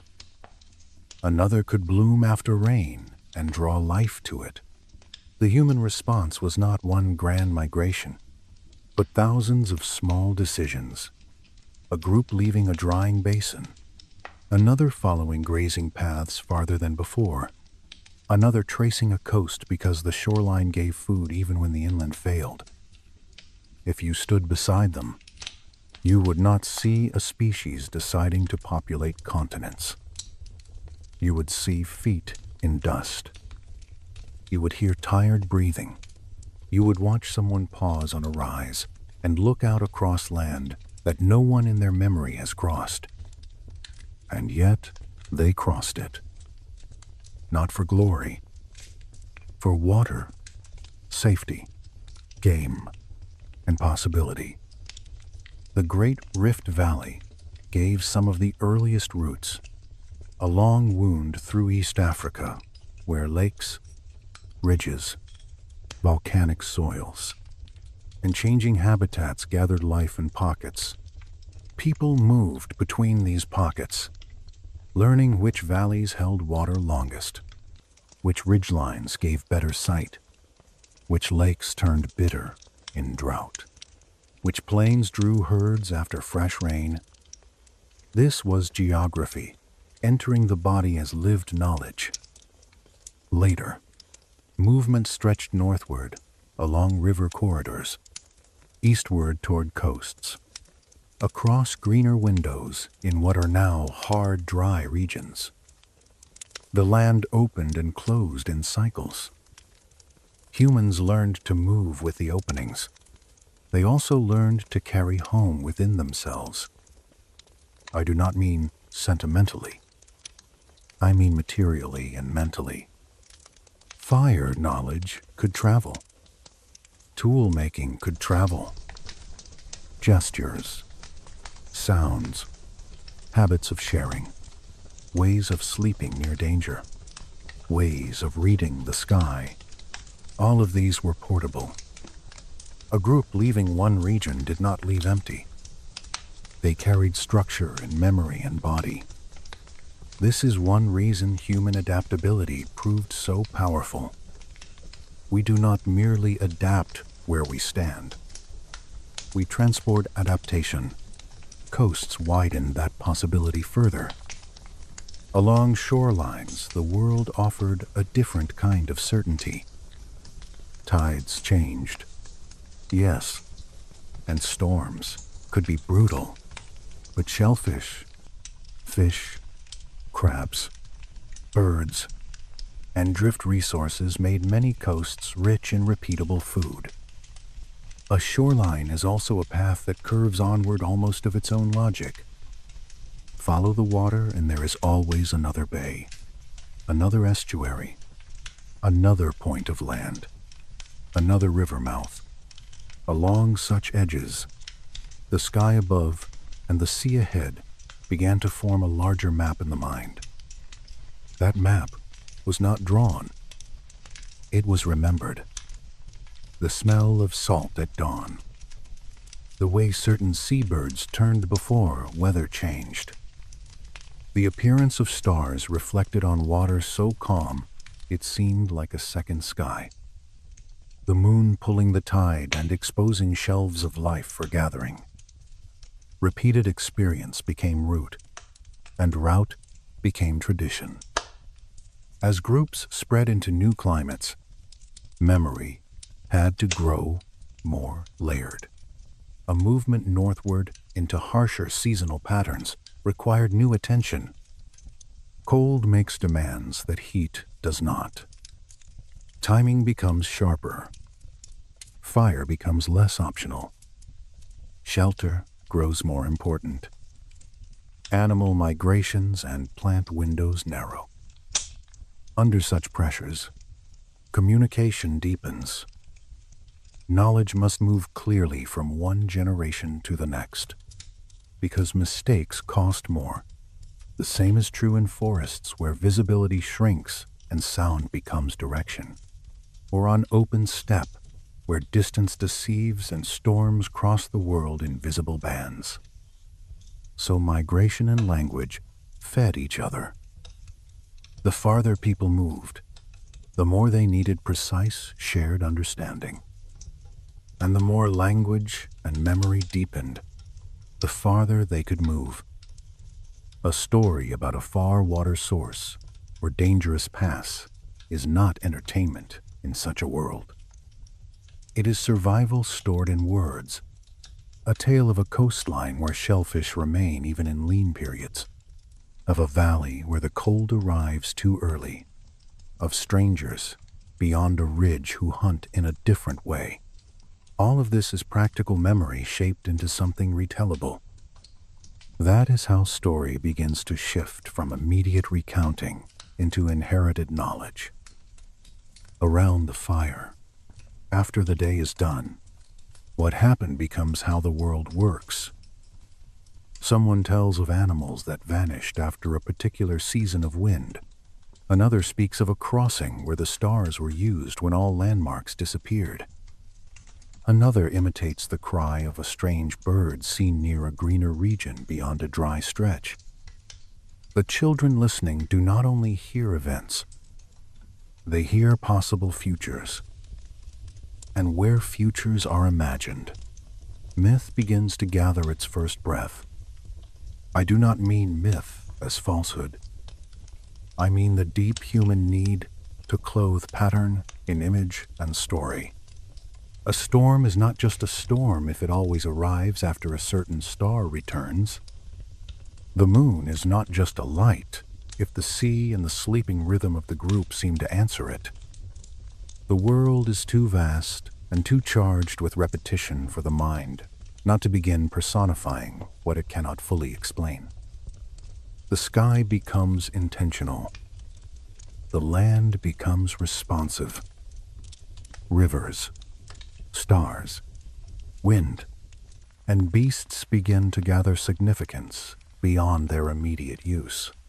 This would have happened differently in different places, and scholars rightly warn against imagining one universal first religion or one neat origin of symbolic thought. Human meaning-making was almost certainly plural from early on, but the broad drift seems clear. Attention became pattern. Pattern became memory. Memory became story. Story became a kind of shelter built in the mind. That shelter mattered even more as migrations lengthened. When a group moved into terrain unlike the land of its elders, it needed continuity. You can lose a valley, a cave, a repeated water hole. But if you carry story, you carry orientation of another kind. The story tells you who you are, how others before you survived change, why the stars still matter when the ground has altered beneath your feet. The human line survived not only by flexible bodies and clever hands, but by portable meaning. There were losses, too. Not every route led onward. Some ended in cold, hunger, isolation, flood, or simple disappearance. The archaeological record is full of unfinished lines, sites abandoned, traditions interrupted, populations that seem to thin and vanish.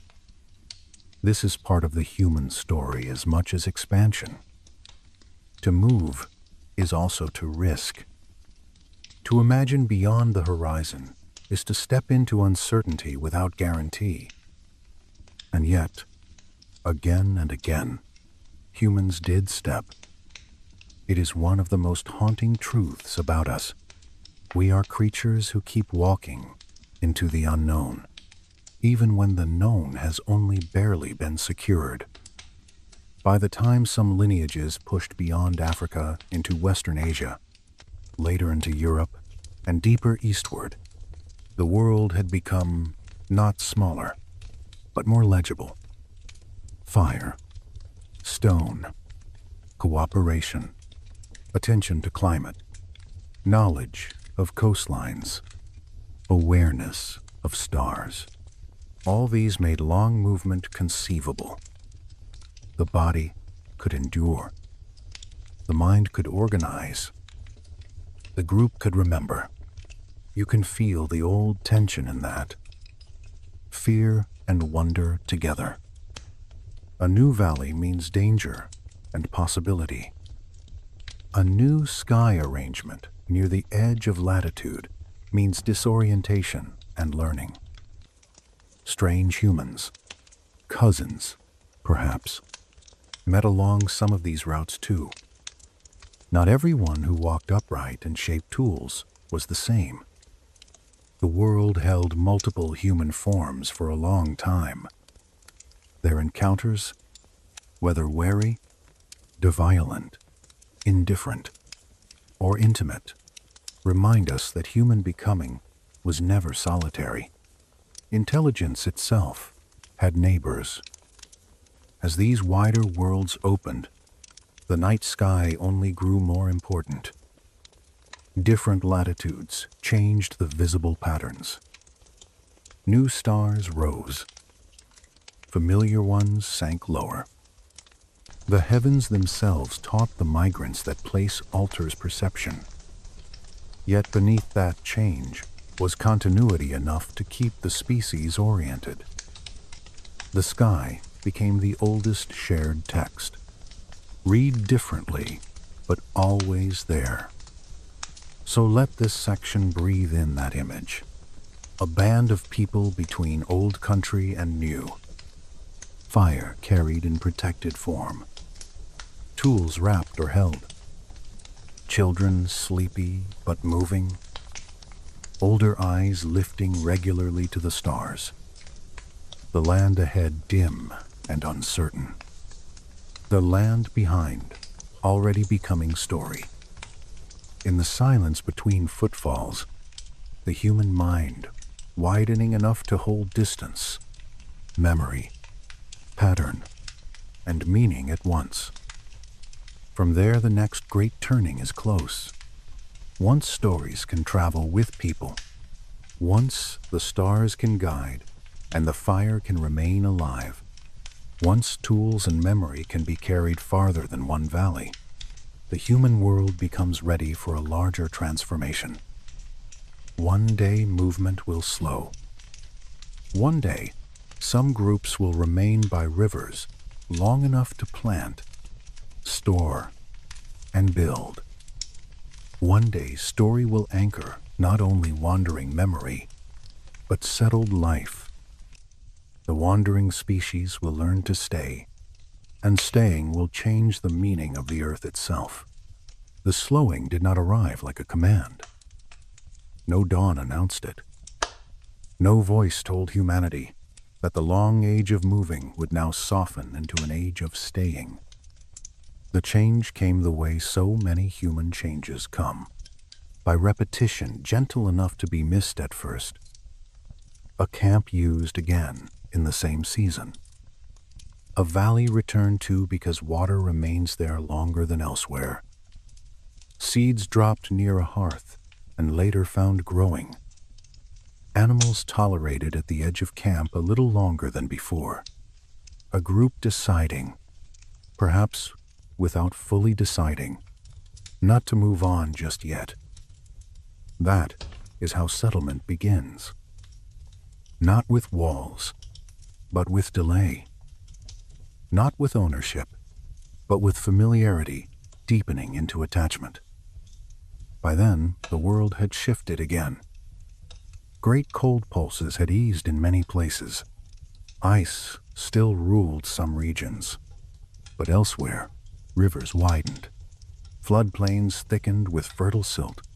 Grasslands and woodlands arranged themselves in seasonal stability that could be learned and trusted a little more than before. The air itself must have felt different, softer in some regions, less relentlessly demanding. The earth had not become safe. It had become legible enough to invite patience. I think patience is one of the hidden foundations of civilization. To plant is to trust a future that has not arrived. To stay near a river through multiple seasons is to believe pattern will return. To build a shelter intended not just for tonight, but for months or years, is to begin binding memory to place in a new way. The first gardens were probably accidental before they became intentional. Wild grains gathered and spilled near living areas. Useful plants protected from trampling simply because people preferred them. Certain seeds noticed and favored. Hands clearing a little space. Bodies returning to the same patch to check what grew. Agriculture, in its earliest form, is less a sudden invention than a slow friendship with recurrence. Humans had always watched the world. Now they began answering its cycles with cycles of their own. Rivers made this possible. It is hard to overstate how central they became. Water had always guided life, but a river in a more stable climate does more than quench thirst. It deposits renewal. Floodwater leaves dark, rich soil. Wet margins hold fish, birds, reeds, and drinkable life. Paths form along banks. Camps gather and return. Soon, one can imagine a sequence of simple recognitions. This bend floods well. That bank grows grain thicker. The high ground there stays dry enough for sleeping. The morning light reaches that patch first. Little by little, the land is no longer only crossed. It is known intimately, season by season. Once humans begin storing food, another threshold opens. A gathered or harvested surplus changes time itself. Hunger is no longer answered only by immediate search. A vessel, a pit, a basket, a cache beneath stone, these all hold tomorrow inside them. To store is to extend the present. It is a practical act, but also a philosophical one. The future becomes tangible. You can prepare for it, defend it, fear losing it. From storage comes routine. From routine comes structure. The rhythms of life that had once followed migration begin to follow the field, the herd, the flood, the granary, the hearth in a fixed place. Morning labor changes. Evening changes. Children grow up knowing not only routes and stars, but boundaries, plots, repeated walls, neighboring fires that remain in the same place night after night. And yet the old human never fully disappears. The wanderer remains in the body. The sky watcher remains. The firekeeper remains. Settlement does not erase prehistory. It layers over it. Under every mud wall stands a species shaped by open horizons and predator nights. The earliest settled homes must have felt both secure and strangely vulnerable. A mobile group can leave scarcity. A settled one invests in place.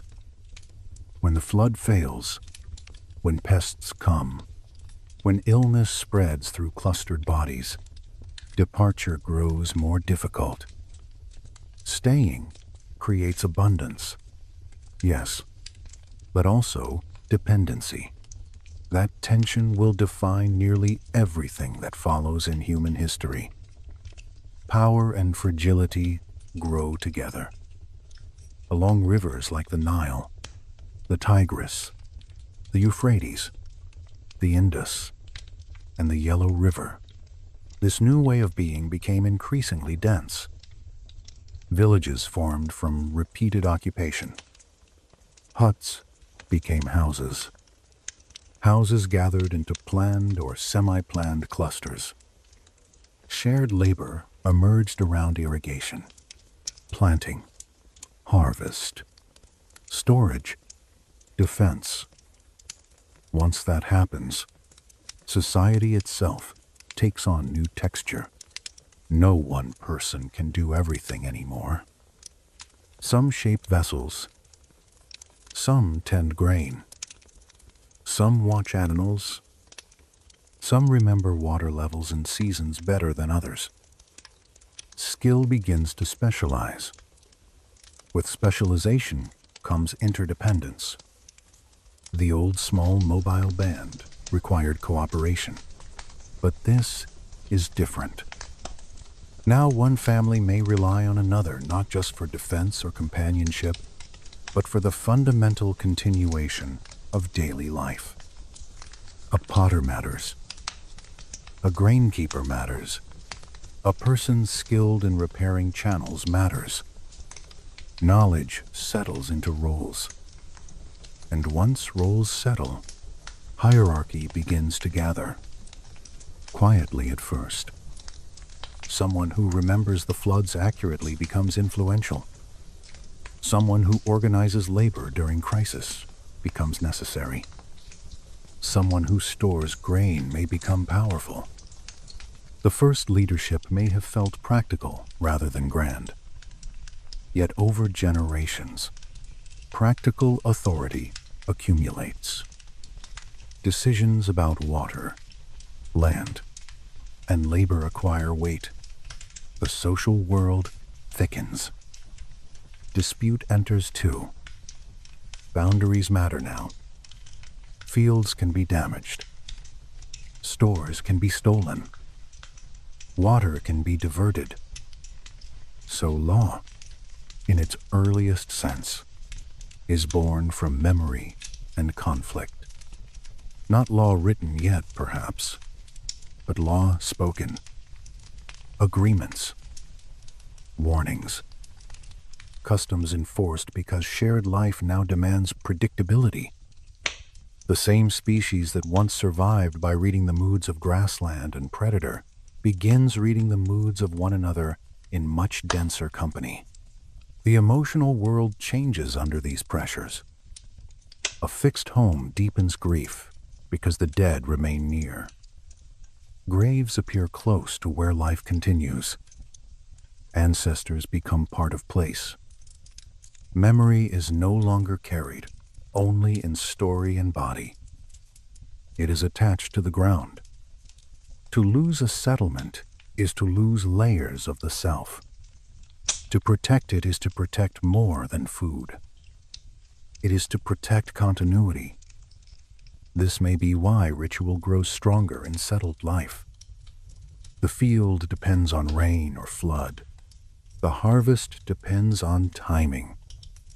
The herd depends on birth and health. So the world begins to feel not only patterned, but morally charged. If abundance comes, gratitude follows. If failure comes, explanation is sought.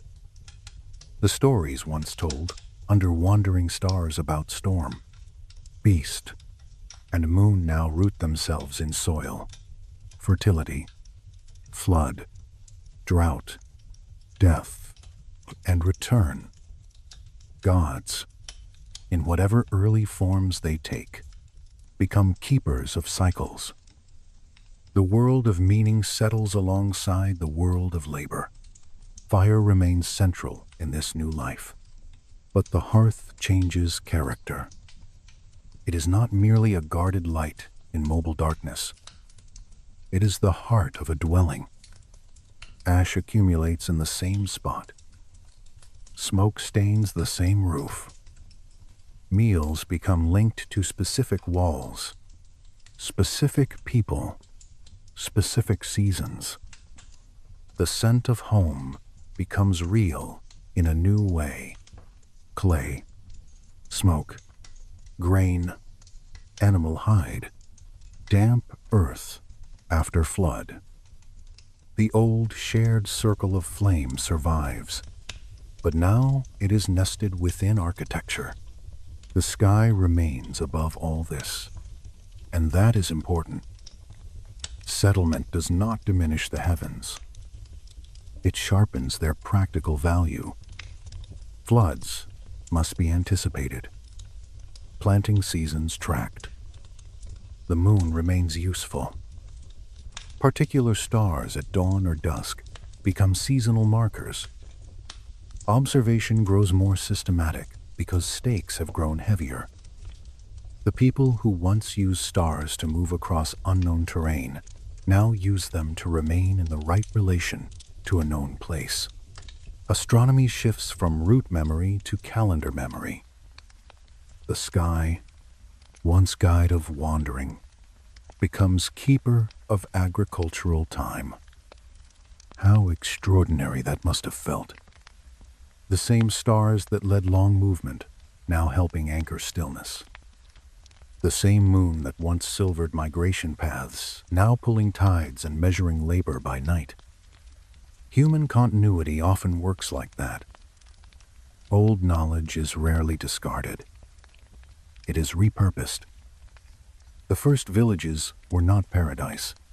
Disease likely found easier passage among clustered bodies and animals.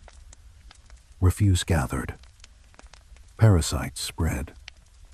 Crop failure could be catastrophic, precisely because life had become more focused. A bad season could undo years of patient work. Violence also changes under settlement. Raids for stores, disputes over water, conflicts over boundaries. These all emerge from abundance, becoming concentrated. The settled world holds both comfort and tension in equal measure. And yet people stayed. They stayed because staying worked often enough to transform everything. Population could grow. Children could survive in different numbers. Knowledge could accumulate in place. Architecture could improve. Trade could extend between villages. The old migratory instinct did not vanish, but it no longer held every life in the same way. Human time had widened into history. This is where the long shadow of dawn truly begins to lengthen. Because once settlements hold, memory becomes layered. A child can know not only parents and elders, but the old house before this one, the flood year before their birth, the field their grandmother first cleared, the place where the dead are laid. Time deepens vertically. The species that once lived mostly by horizon and season now lives by generation and inheritance. As towns grow, exchange widens, goods move. So do stories. So do beliefs. The old migration routes do not disappear. They become trade routes, paths of contact, channels through which technologies, songs, and rituals pass. A settled people is never truly still. Movement continues, but now it is braided with rootedness. The wanderer becomes trader, messenger, pilgrim, explorer. The old body memory of movement remains inside civilization. This is why the first cities do not mark an ending of prehistory in spirit. They are its flowering. Every stone wall, every vessel, every planted field, every shrine, every record of flood and harvest is built from capacities formed far earlier. The fire kept through dark nights, the hand taught by stone, the gaze trained on stars, the stories shaped beside embers. Civilization is not a break from those things. It is their accumulation. As settlements expand into towns and the first civilizations rise, they bring magnificence and difficulty together. Temples and storehouses rise. Labor organizes. Writing begins in some places as accounting and grows into law, prayer, and story. The world feels more known, yet new forms of uncertainty appear. Power can oppress as well as protect. Wealth can separate as well as sustain. The old equality of shared vulnerability beneath the open sky becomes harder to remember, but not impossible.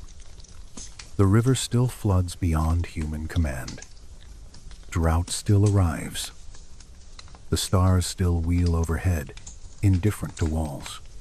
The earth reminds its newest city dwellers that all human order rests within larger orders. That reminder will echo throughout every civilization. And so the story closes, not with completion, but with continuity. Humanity did not leave the old world behind. It carried it inward. The predator night remains in our nerves. The fire circle remains in our hunger for gathered light and shared speech. The stone flake remains in every shaped tool and every imagined form. The stars remain in our calendars, our myths, our sciences, our longing. The migrations remain in our restlessness. The first stories remain in every attempt to make meaning from change. If you were standing here with me now, by this quiet fire, looking back across all of it, the long dawn of humanity would not feel like one event, but like a slow brightening that never entirely ended. Breath in tall grass, footprints in ash, hands around embers, stone struck into edge, eyes raised to stars, voices turning memory into story, seeds pressed into soft ground, water measured, walls lifted, names written, cities breathing beside rivers. The earth shaped us first. Then we began, gently and often clumsily, shaping small parts of it in return. Everything that came later carries that original exchange. We are still children of changing climates and moving skies, still listeners of the old world, even when surrounded by our own noise, still a species balancing wonder and fear, movement and rest, hunger and imagination. The long shadow of dawn is still with us because in some deep sense, dawn is where we remain. We know much more now, and yet the essential human gesture has not changed. We still look out at the world and ask what it means. We still gather in light against darkness. We still tell stories so memory can outlive the body. We still lift our eyes to what is beyond our reach. So let this final section settle gently. A river city not yet fully awake. Early light touching mud walls. Smoke lifting from hearths. Fields dark with moisture.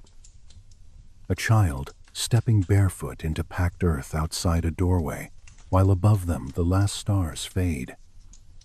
In that child lives the wanderer, the fire keeper, the tool maker, the sky watcher, the storyteller, the first planter of seed.